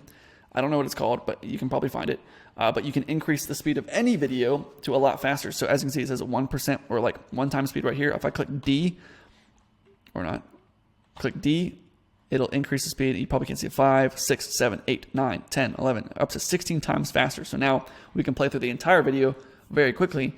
And so YouTube sees it as like, oh, you watched the entire video, which looks good on their end. So I'm going to like this video as well. And then I'll try to look at their channel, but I'm going to copy his link, put the link in there, put the title in there. Oops, I'm going to just open it up, put the title in, boom, views 2.2M. Then I'm going to go to his top performing video as well after this is done. Actually, let's just open it up in a new tab. And videos, popular. All right, that's his most popular video, so we don't have to write anything else after that. But we have my biggest mistakes, studying mistakes. All right, that's like whatever. I tried running for 30 days, and my life will never be the same. That's pretty good. So I tried this for 30 days, and my life will never be the same. I tried end result in 30 days, or I tried action for 30 days. My life will never be the same. That's a pretty good framework, so we can apply that. I've never really seen that too much. Cool. All right, so that's one. And we have a couple frameworks we can use. We have this new guy that we've never seen before. Why I'm able to work 12 hours a day with 100% focus, 1 minute. I don't even know what that is, 1 minute, whatever. So it cuts off, so it's a little past that, which I probably want to do because I have no clue what the video is about now. But 460,000 views, pretty good. Let's look for something a little bigger. 4.6 million, that's 3 years ago, and that's also about, it's kind of like self-improvement, but it has nothing to really do with me. It's something I can't really use. I used to be a slave to my mind until I learned this. 51,000 views, 2.2, so 6.1 or 6.2 million. I learned a system for remembering everything. That's really interesting. That's a pretty good one. But he's pretty popular, so I'm trying to find people that I don't know. This one, I've never seen this guy. 12,000 views, no. 3.3 million. This is the other one guy that I was saying earlier who's like, how I study for 12 hours straight. And like this guy literally is just him studying for 12 hours. 3.3 million views. If it's just a 12-hour video of him. This guy's like the same setup. How I run 4 successful businesses in college. That's actually crazy. That might be a good one. Body posture. That's just wired. Never heard of this guy. Meet a 30-year-old Japanese millionaire making $3.8 million a day. What? Oh, it's probably, I don't know. Anyways, pretty girl. And then the guy, I don't know who the guy is. Is it the guy or the girl? But, all right, copy that, whatever. And you can also, let's go to their channel, like their video, all that jazz. All right, this guy does, like, interviews, maybe, yeah, consistent interviews. He does it like the other guy. There's another guy that does, he just interviews, like, how do you do blah, blah, blah, or what do you do every day, or whatever, you know. There's a lot of guys that do that right now. It's kind of getting annoying. But, all right, cool. So you get the idea. We're going to go through, find people. We can see their title frameworks, the thumbnail frameworks that they're using, what's working for them. Just we can copy them, put them into here, so we can, I'll show you what mine looks like. Let me go to mine, Rice, content. And then I think we're going to end up in let's do Jumpstart. Nope. Recon and research. All right. So we have, I tried drop shipping with no money for 10 days. And there's a photo here, but it's, the photos are not loading. What the heck happened here, bro? All the photos moved. All right. 5 side hustles that work, whatever. Let's do this. They moved all the photos. This sucks. How I started a digital marketing agency in 2023, step by step. Amazon FBA tutorial. Obviously, like this is what those step by step in Amazon FBA. I just see all of them moved somehow. But anyways, so you have all these that you can do. Day trading for beginners 2023 ultimate guide, right? So I just found these videos, jotted them down, put them in here, added the titles and the thumbnails in there. And now I can kind of come back here. Whenever I'm like looking for new ideas or I'm like, okay, I need to come up with another idea. I just come in here, look at what other people have done and then try it myself. Like this one, Andrew Tate video. I tried that myself. My video did pretty well. I liked the video, how it turned out. And yeah, so I just kind of leveraged other people's ideas and used it myself. Cool. All right. Let's see, what else do we have? My voice is about to go out. All right. Just consistently test new ideas that you're making that you might think work. Not just video ideas, but interesting thumbnails, editing styles, hooks in the video. You might find something that makes your channel just blow up. The problem that I see a lot of times is that people just don't change anything. And if you don't change anything, you will keep getting what you've always got, obviously. Okay. Hopefully this video, guys, helped you out. My voice is done for, and I gotta go. So thank you for watching. I will talk to you guys soon. If you have any questions, reach out and let me know. All right, so today we're gonna go over creating scripts. So this is a little complex, but I just wanna make sure everything's crystal clear and clean for you so you understand what exactly to do to make sure people watch till the very end. So before you start creating a script, you always want to make sure that you have created the best version of your YouTube title that you can possibly come up with, and also just start trying to think of the thumbnail. It would be best to have both of those things. Sometimes it's unrealistic. Sometimes I just think of the best title, start creating out the script, and then think of the thumbnail and go from there. But it's best that you have your packaging done first, packaging being thumbnail and title. When creating scripts, I have everything in a Google Drive folder, and I have all my scripts in just one place. And then whenever I want to create a new script, I just create a new document. So here's my Google Drive folder. I've got all these different scripts in here. Anytime I want to make a new one, I just right click Google Doc and then create a new one. And then I'll just like kind of build it out in here. I also want to split it up. I split out the script like as just like paragraphs at a time, or like one sentences or two sentences at a time, just because basically I'm going to read what it says and then I'm going to say it, and then I'm going to read what it says and then I'm going to say it. Okay, so that's kind of how I record, and I can kind of go into that in a second. So, all right, next up, it's important to get people to stay until the end because of how YouTube algorithm works. Basically, what YouTube algorithm is looking for is click-through rate, so people are actually clicking the video, and we want that to be high, and then also retention. And so how many people stay till the end, because you can clickbait anybody into actually clicking the video, but if they don't stay until the end, then obviously it wasn't worth it for them. And so YouTube also takes that into account. So they are looking at those two things all the time: click-through rate, and then how much people are watching. And it's also, you can have like a 10-second video and people will, like, everybody watches till the end, but they also rank on how long the video is. So if the video is longer and people stay till the end on a longer video, then they're more likely to push that video out further and further and further. My best performing videos have some sort of end goal so that they have to stay till the end to watch them. So I'm going to show you a few. This is, I spent 1,000 days trying SMMA, and this one is like, okay, the title, what's the end goal, right? Spending 1,000 days in SMMA.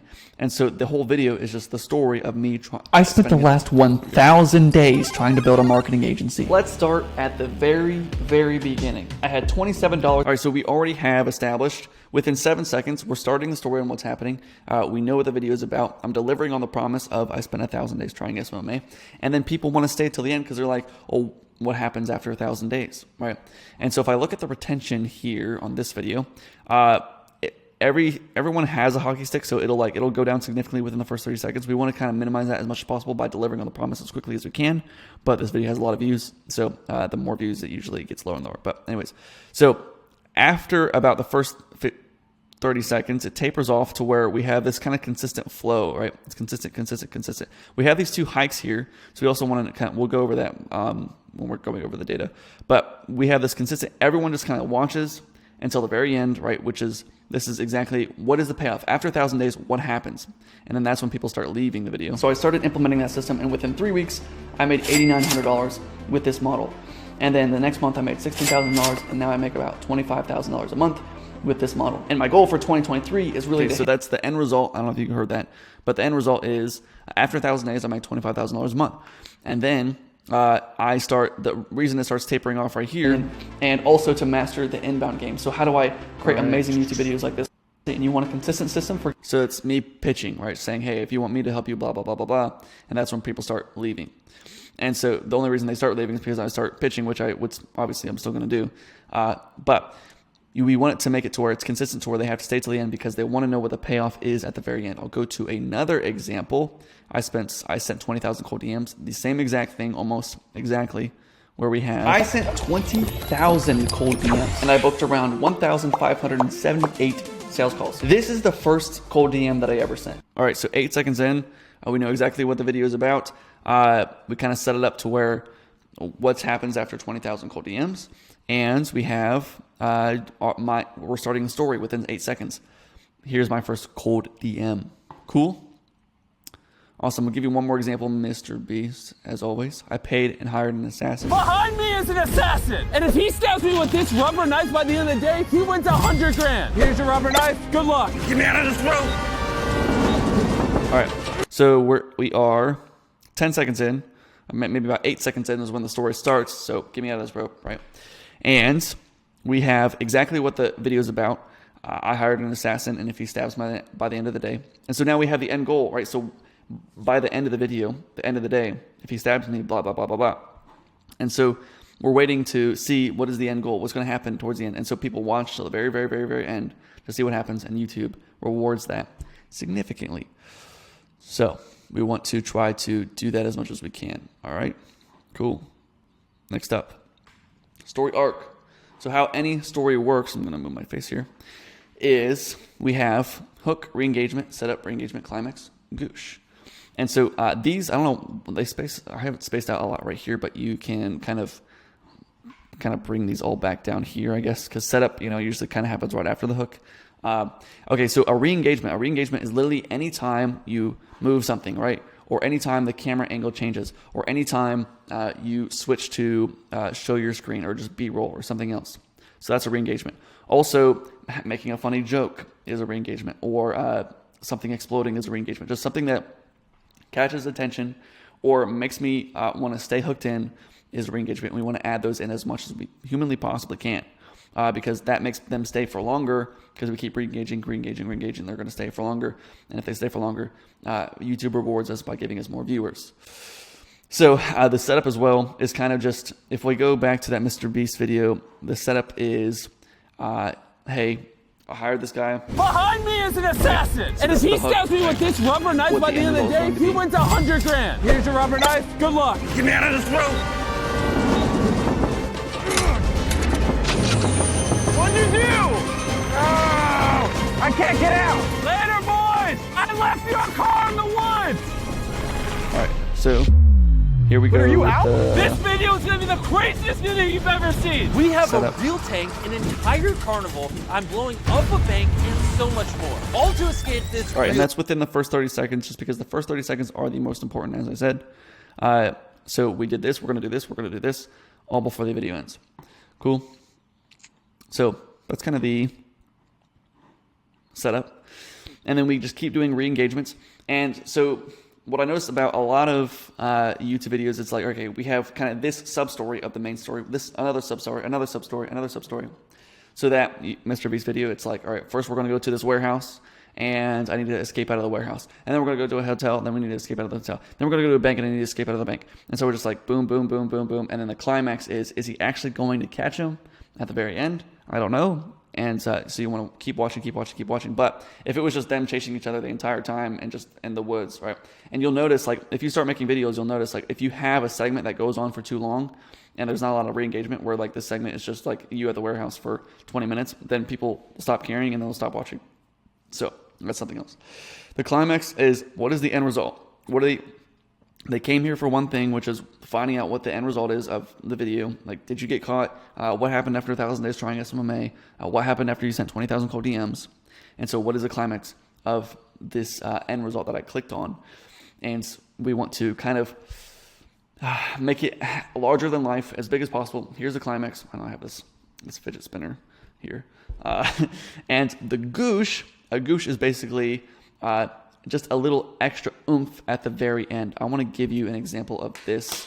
I'm going to go to Eric. He used to do this a lot. He kind of stopped doing it, but he had some really good ones. I think Ice Road Eric. We'll see. I think, is this the more popular one? Yeah, I think this one's the more popular one. This is one of the longest ice roads right, so I'm about to had cross this using thing. these. The boys have not seen Now, obviously, these you yet, can so I'm going to show them see for the that first people time right viewed now. the So very we've been end here because it before. was You guys extremely kind of know funny. It what's was crazy. about to Right, happen. so I'm going to go towards the very end. This is the end result. Some guy gets $10,000 for whatever, and he's happy. Cool, awesome. Eric was actually so thankful that he wanted to give Mac his own birthday present. All right, keep your eyes closed. Come out. See that? It's a present. You've always wanted a puppy, right? I have always wanted a puppy.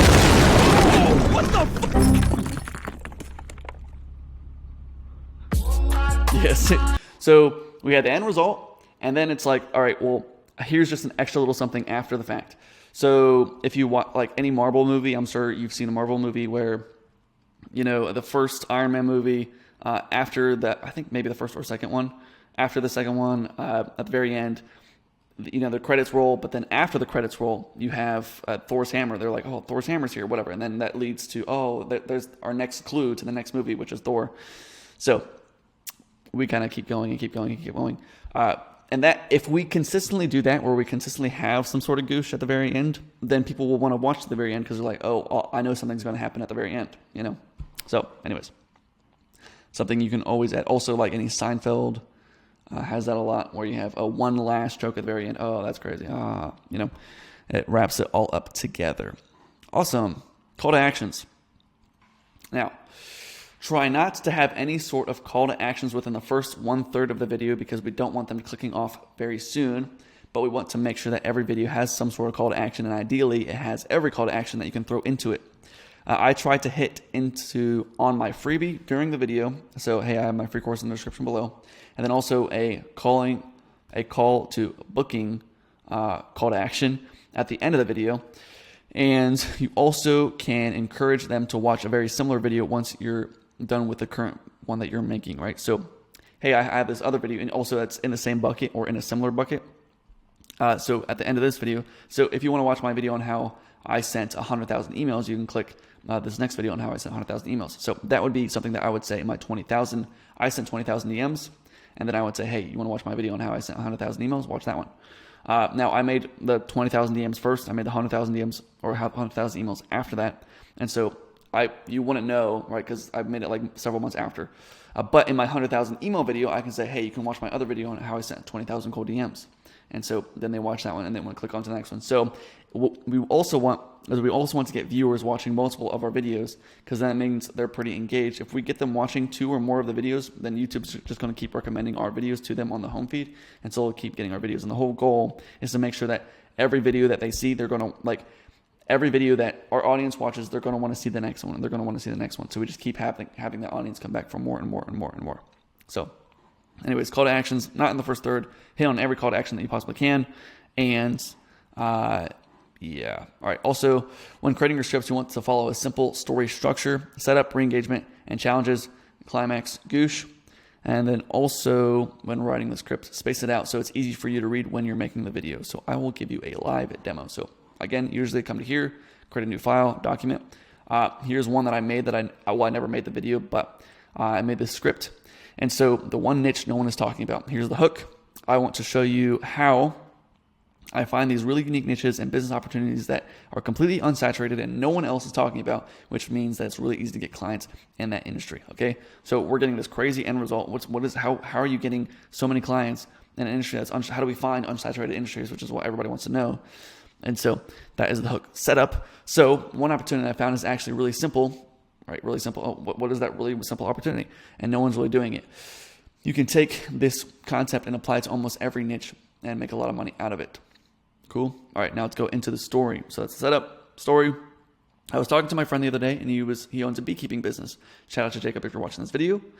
This will relate to social media marketing in a minute, but just hear me out. Or be with me. Just bear with me or be with me. That's the dumbest joke. All right. He had a really successful last month. He was doing numbers that I didn't even know were possible for a beekeeping business, and he wanted to keep it consistent. So he asked for some marketing advice. I asked him, how are you getting clients right now? Which is usually the question I ask for most people because they have no clue how to create the consistent system. He said he was getting clients through Facebook Marketplace and getting in front of people there, but he was also getting a lot of jobs from people that would refer him business. There was a pest control company in the area. The pest control company doesn't do bee removal, which is completely different than killing bees, right? So a lot of times you can't kill the bees, and so you have to remove the bees and keep them safe, and you can't just kill them, but the pest control companies usually just kill them. So if a pest control company gets the bee job, they say, well, we can't do that. So they just hand it over to the beekeeping company. And so he's the beekeeping company that's getting jobs referred to him. So I said, if this one partnership is getting you so many leads, making you thousands of dollars, and you don't even have to pay for the leads, then why don't you just create more of these partnerships? Well, how do I do that, Carson? Well, you can just reach out to every pest control company in the area, ask them if you can become a referral partner for them, and you'll give them a 10% kickback on whatever jobs that they refer to your way. If you're making really good money off of one partnership amount, imagine how much money you can make off of 5 partnerships. Okay, so how does this relate to you? Well, I could have easily sold this to my friend, and that advice is honestly worth at least $10,000, and because he would have probably never thought of that solution. But what you can do is you can sell this to other beekeepers. This is just one example, but you could say, hey, I can bring you 30 bee removal jobs this month without any paid ads. Are you interested? They ask, how does it work? Then you say that you have a referral network of other pest control companies in the area, and you feed them beekeeping jobs, blah, blah, blah, blah, blah, right? right, and then I kind of just go into, all right, this is the climax, which is how to actually use this as a business model. You're going to take this, you basically reach out to whatever industry, you tell them that you're going to get them a lot of leads without any paid ads. You're just reaching out, creating referral partnerships, and then you're good. I've had people that had tried this. It's not the best. Like, people just don't see the value in it. And so some people are like, oh, I could just do that myself, right? So this is a kind of a hard business model. It wasn't as easy as I thought it was, but it's just an idea, right? Anyways, end result, and that's kind of why I didn't make the video. But end result, this is what you can do. Blah, blah, blah. You can make an extra I do have a friend that's making $5,000 just in 1 month of helping. He's doing it on the side. It's not really that hard. He's just cold calling business on behalf of a cleaning company, and it's only one business. So he just partnered up with them and has one business, making $5K a month with that business model. But he's more of like a salesperson for this other business. Anyways, all right. So here's how to do that. Blah blah blah. If you want me to help you do blah blah blah blah blah, then you can book a call with my team below, and that's it. Cool. So that's the whole thing. And so how I'll usually make the video is I'll open the script. I'll open OBS, and I use OBS Streamlabs. I can't do it right now just because I have a Loom recording, and I'll just look at this and I'll say, all right, cool. And I'll read, right, I'm reading the first paragraph.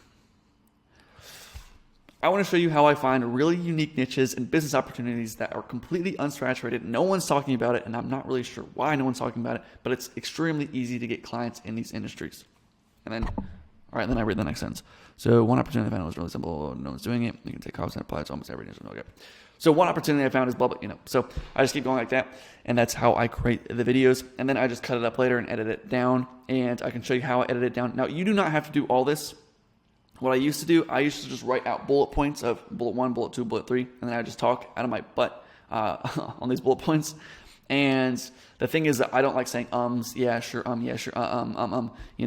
when I'm spitballing on this video right now, and I have a lot of inconsistencies, I guess, or a lot of me just pausing for a couple seconds, and you don't really want that too much in a YouTube video. But again, I started with when I was getting only a couple hundred views, when I only had like 500 subscribers, 300 subscribers. I was getting consistently 40 to 60 calls a month, and I was really just recording on Loom and just uploading the video. And sometimes I still do that. Like some of my most recent videos, I've just been kind of lazy. So this video was just me recording on Loom, uploading it, and then waiting for people to respond. And it's not performing as well as you can see. I think that one just underperformed. I don't really know why, but this one did a little better. But the videos of me just kind of talking, not really. This one's just a really long Loom video. They still perform okay. They still work. The value for the audience, if the audience is really looking for it and you are providing value, that's all that matters. You don't have to do a ton of editing, all this stuff. You just have to provide value to the audience, so you can literally just record on Loom or record on OBS. And if it's valuable enough, upload it, and people will watch it, and they will come to you, and they'll buy from you. I've had people that I know that started a YouTube account brand new, got 150 views on the first video, made like $10,000 off of that 150 views. So you can really make a lot of money just from no audience at all. All right, cool. So anyways, I think that is it. Thank you for watching. We'll go into the thumbnails next. But thank you for watching. If you need anything from me, let me know, and I'll talk to you guys soon. Now we're going to go over the analytics and how our video is performing. So this is basically just looking at what's working and what's not working, so we can reevaluate and make more of what works and less of what doesn't. So the first thing is, the main thing we want to look for when we're looking at the data is the audience, where the audience is coming from, how many people are clicking, and how many people are watching till the very end. So where they're coming from, who's clicking, and then is it performing, or is it good enough to where people are watching to the end? 70% of YouTube views come from browse features, so that's just like the YouTube homepage. We want to try to get our content towards the browse, or gear our content towards that. But sometimes it's hard to do just because usually we're making like how-to content, like how to do this, and then people search that up. So you're going to get a lot of search-based views, but just try as much as you can to gear it more towards something that anybody can watch, and that you could just, if you're just scrolling through, you would click it regardless, right, on the browse feature. So usually the data, like YouTube will push they have several different algorithms, and they'll push your video depending on which algorithm it's performing on. So let's just say people start viewing you on the browse features. on the YouTube homepage, and you're getting a 15% click-through rate, and people watch till the end, then YouTube will push it out to more people. And it'll keep pushing out to more people until it stops performing. So you'll start to notice that it'll push it out to more and more and more, and then the click-through rate will get less and less and less. So it starts at 15%, and it'll go to 10%, then 8%, then 7%, and go down to 6%. And you're like, oh, that's only half as what it was. But it's because it's showing it, it's giving it more impressions, and so more people are seeing it, and the more people that see it, the less people are going to click it, just because it's, And so it's the same with almost all algorithms. Like TikTok is like the same way, where that's what I notice, is that if you really get it to pop within like the first couple hours, if it starts popping, you can look at the view to like ratio, and also TikTok is also about people watching to the end as well. But if you get like 100 views and you get 20 likes, then it's going to push it out to like 1,000 people. If you get 1,000 views and 200 likes, then it's going to push it out to 10,000 people. If you get 10,000 views and 2,000 likes, it's going to keep pushing it and keep pushing until it reaches out to such a wide audience where you're not getting that 10 to 20% like rate, and then it'll stop pushing it. So you got to think about that as well. All right. Now we are going to start looking at the data. I'm just going to go brief overview how I kind of look at things. The first thing I like to do is go to analytics obviously, and this is if you're posting consistent videos. You've posted like 10 videos or so, at least up to this point.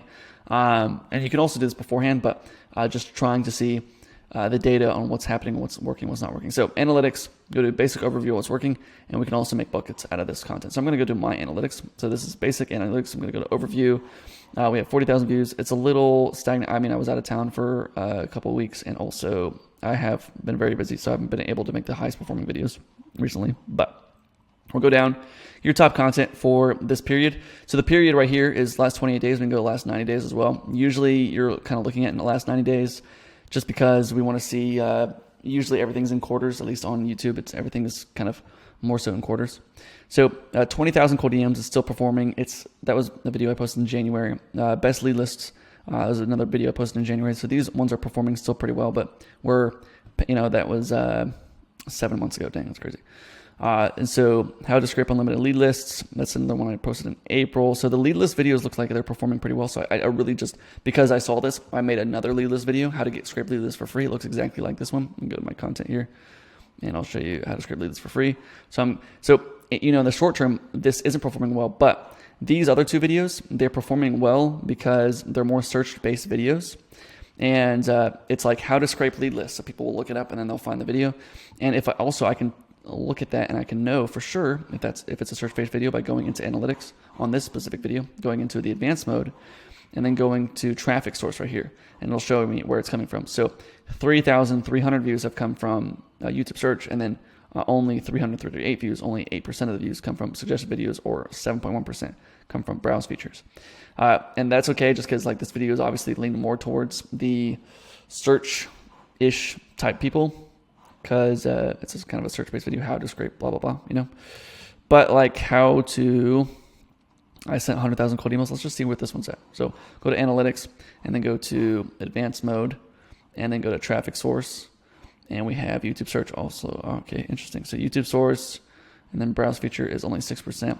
I figured it'd be a little better in terms of, so this one's not performing in the browse, which I wanted it to, but it's not. Okay. So, I guess if people start looking up, you can also click into that. Actually, let me go back to that. We can click into it and click on the advanced mode. Where's it at? Advanced mode, traffic source, YouTube search. If I click into it, it'll also show me like what people are actually searching. So cold email marketing, cold email, cold outreach, how to do cold email, how to send cold emails. And then we have a ton of other ones, but the main being cold email. So that's a search term that people are looking up, and so we can make more videos towards that search if we want to, but we're not going to do that right now. Cool. Analytics. Back here, let's go back to, let's just say at 28 days for now. Unlimited leads. I sent 20,000 cold DMs. That one is consistently performing as well. 10,000 cold emails versus 10,000 cold calls. All right, this one's a good one, and we can turn this one into a bucket. And I've tried to turn this into a bucket. So I tried to create another one, like 10,000 SMS or 1,000 SMS versus 1,000 emails, something like that, or 1,000 cold calls. I don't know.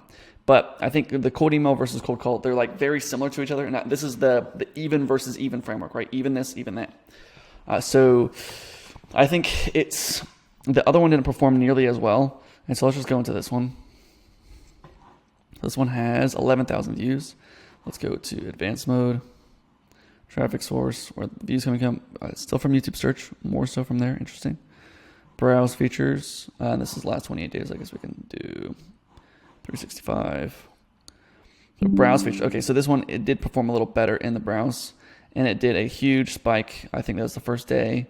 And then now, as you can see, it's kind of taking over. What's the green one? The green one is YouTube search. So YouTube search is kind of taking over, and they're all kind of on the same playing field. So browse feature and YouTube search are pretty similar to each other in the more recent times. So pretty good. This one did pretty well.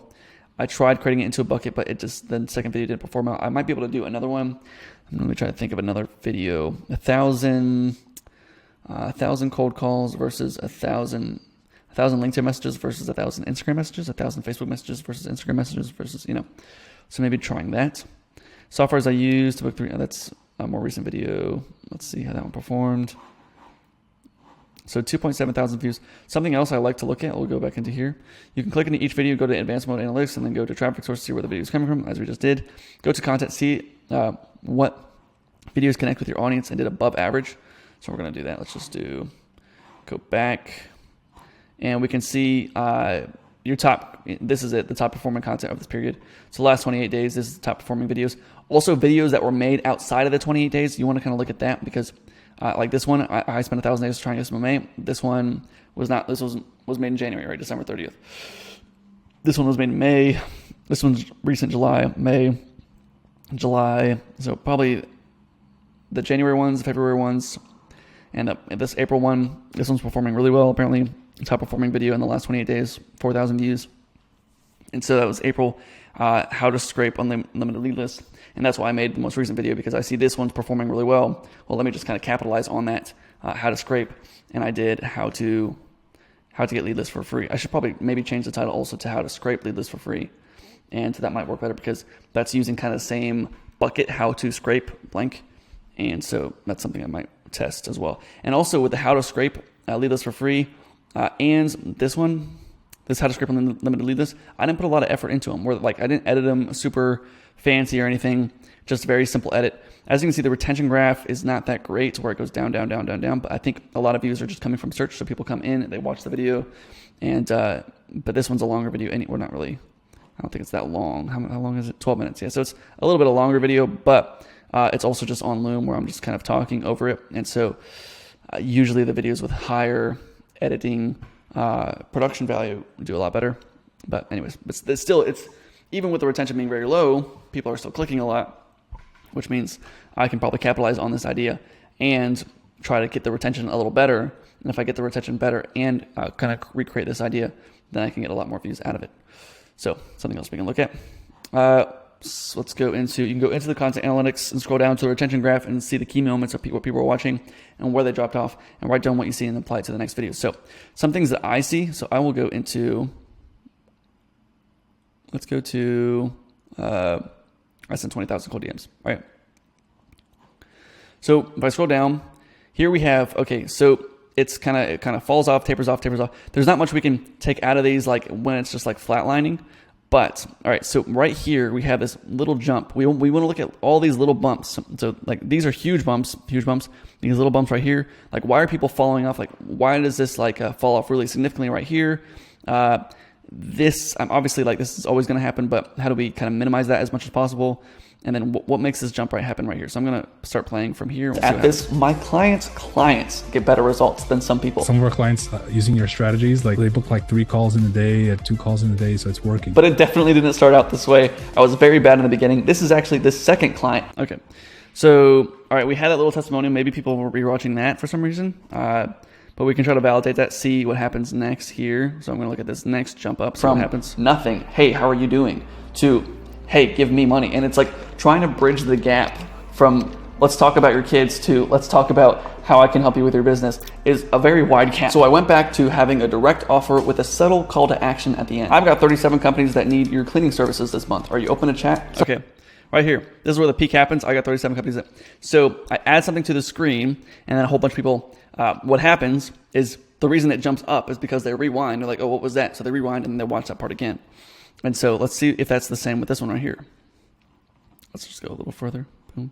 Basically the same exact offer that I would send in my messages, like, hey, I can help you get end result without any certain pain, or you open a chat. And these posts would get hundreds and hundreds. Okay, so this is a little different. We have our screen popping up showing what the offer is on the screen, but people are still probably looking at the offers and trying to see what they are, and then writing it down. Maybe, oh, what was that?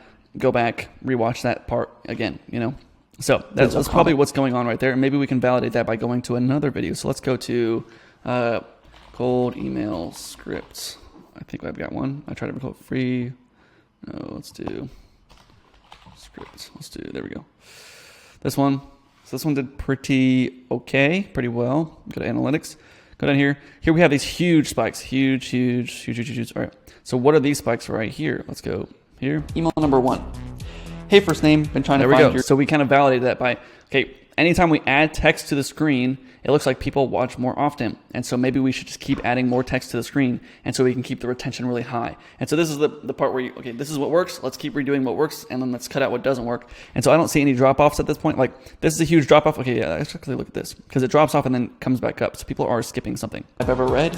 It's very weird. I've even used this sequence on clients, and the clients got compliments. He literally took the call to... Okay, yeah, so look, I have the testimonial of this one. Maybe I thought in the last video where people were watching that testimonial and then they wanted to keep watching.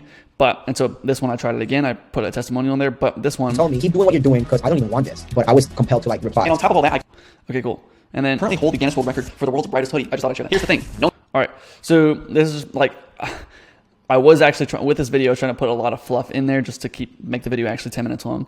And so this is me kind of adding a little fluff. One, that's the testimonial video, and then 2, just me making a joke that doesn't matter. And so people are like, all right, who cares? Skip. I'm only here for the cold email. And so really, if I just started with probably just saying the first script, here's the cold email script that books me 20, 40 appointments a month. And I said, hey, first name, I've been trying to, if I just said that probably would have performed a lot better, where people would probably stayed on, like I could have hopped from 90 to right here 71. I probably could have kept it at 71% for the first 30 seconds, which is the most important. So maybe I should think about that, just getting right into it as quickly as possible instead of adding a whole bunch of fluff. Make sense? Cool. So this is me analyzing my own videos, trying to see what works better and what doesn't work. All right. What else can we do? I think that's about it in terms of also something we all want to look at is we'll go to advanced mode and we want to look for views per viewer. So there's a ton. Look at all these metrics.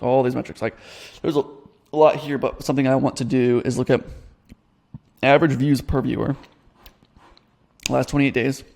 So we want to try to get it to where people are watching every single one of our videos. And for me, I think I have a consistent audience that keeps coming back, but really the average view per viewer is only 2.3, which means most people are only seeing one view and sometimes 2 videos of mine, and then they just hop off. And we want to get this as high as we can. Now, 2 is pretty good, actually, but usually people are just have like a 1.2 or even sometimes a 0.8, which like usually someone will watch one video and then they'll just never watch again. And so we want to try to get people to continually watch and then see the next video and then the next video and then the next video. So if you have buckets where you say, hey, here's how I sent 20,000 cold DMs. And if you want to watch my next video on how I sent 100,000 cold emails, you're going to watch that video. And then they go and watch that video. And then you can watch my next video on how I sent 500,000 texts. Go ahead and watch that video. And then they will watch that video. So we want to try to get them to... we want to increase the average view per viewer because 1, that increases if we're getting revenue from YouTube, we're getting more revenue from YouTube because they keep watching videos. But 2, the more time they spend with you, the more likely they're going to buy from you. I get on so many calls, and you in the program right now, you probably hopped on the call with me because you said, Karsten, it's weird talking to you because I've watched all your videos and I just love what you do. And now it feels like it's weird. I get to see you actually in person, and you're actually in your apartment, whatever. And so a lot of people will kind of say that to me, where like I feel like a celebrity now because they're like, and I'm not humble brag, right? Where they're saying, Karsten, you already spent so much time with me, right? You already watched. If you bought the program, you probably didn't watch just one video. You watched several videos, and so you spent over an hour with Karsten before I even said a word to you. And so when we hop on the call, you're much easier to close because you already spent so much time with me, and you're already familiar with me, my face, and so you're not skeptical on like whether or not Carson's legit or not because you already know Carson's legit because you've watched several videos. You know I have a personality. You know I make jokes sometimes, and I try to make things entertaining, and also but I actually give actual, tangible, valuable, and usually most of the time you'll watch the videos, you'll actually get value out of the videos. It'll actually work for you, and then you're like, oh well, this stuff actually works. Let me actually implement it and get Carson's program. So that's kind of how you want it to work. You want people to actually spend, the whole goal with this is really have them spend time with you, and then when they hop on the call, they're already kind of pre-sold.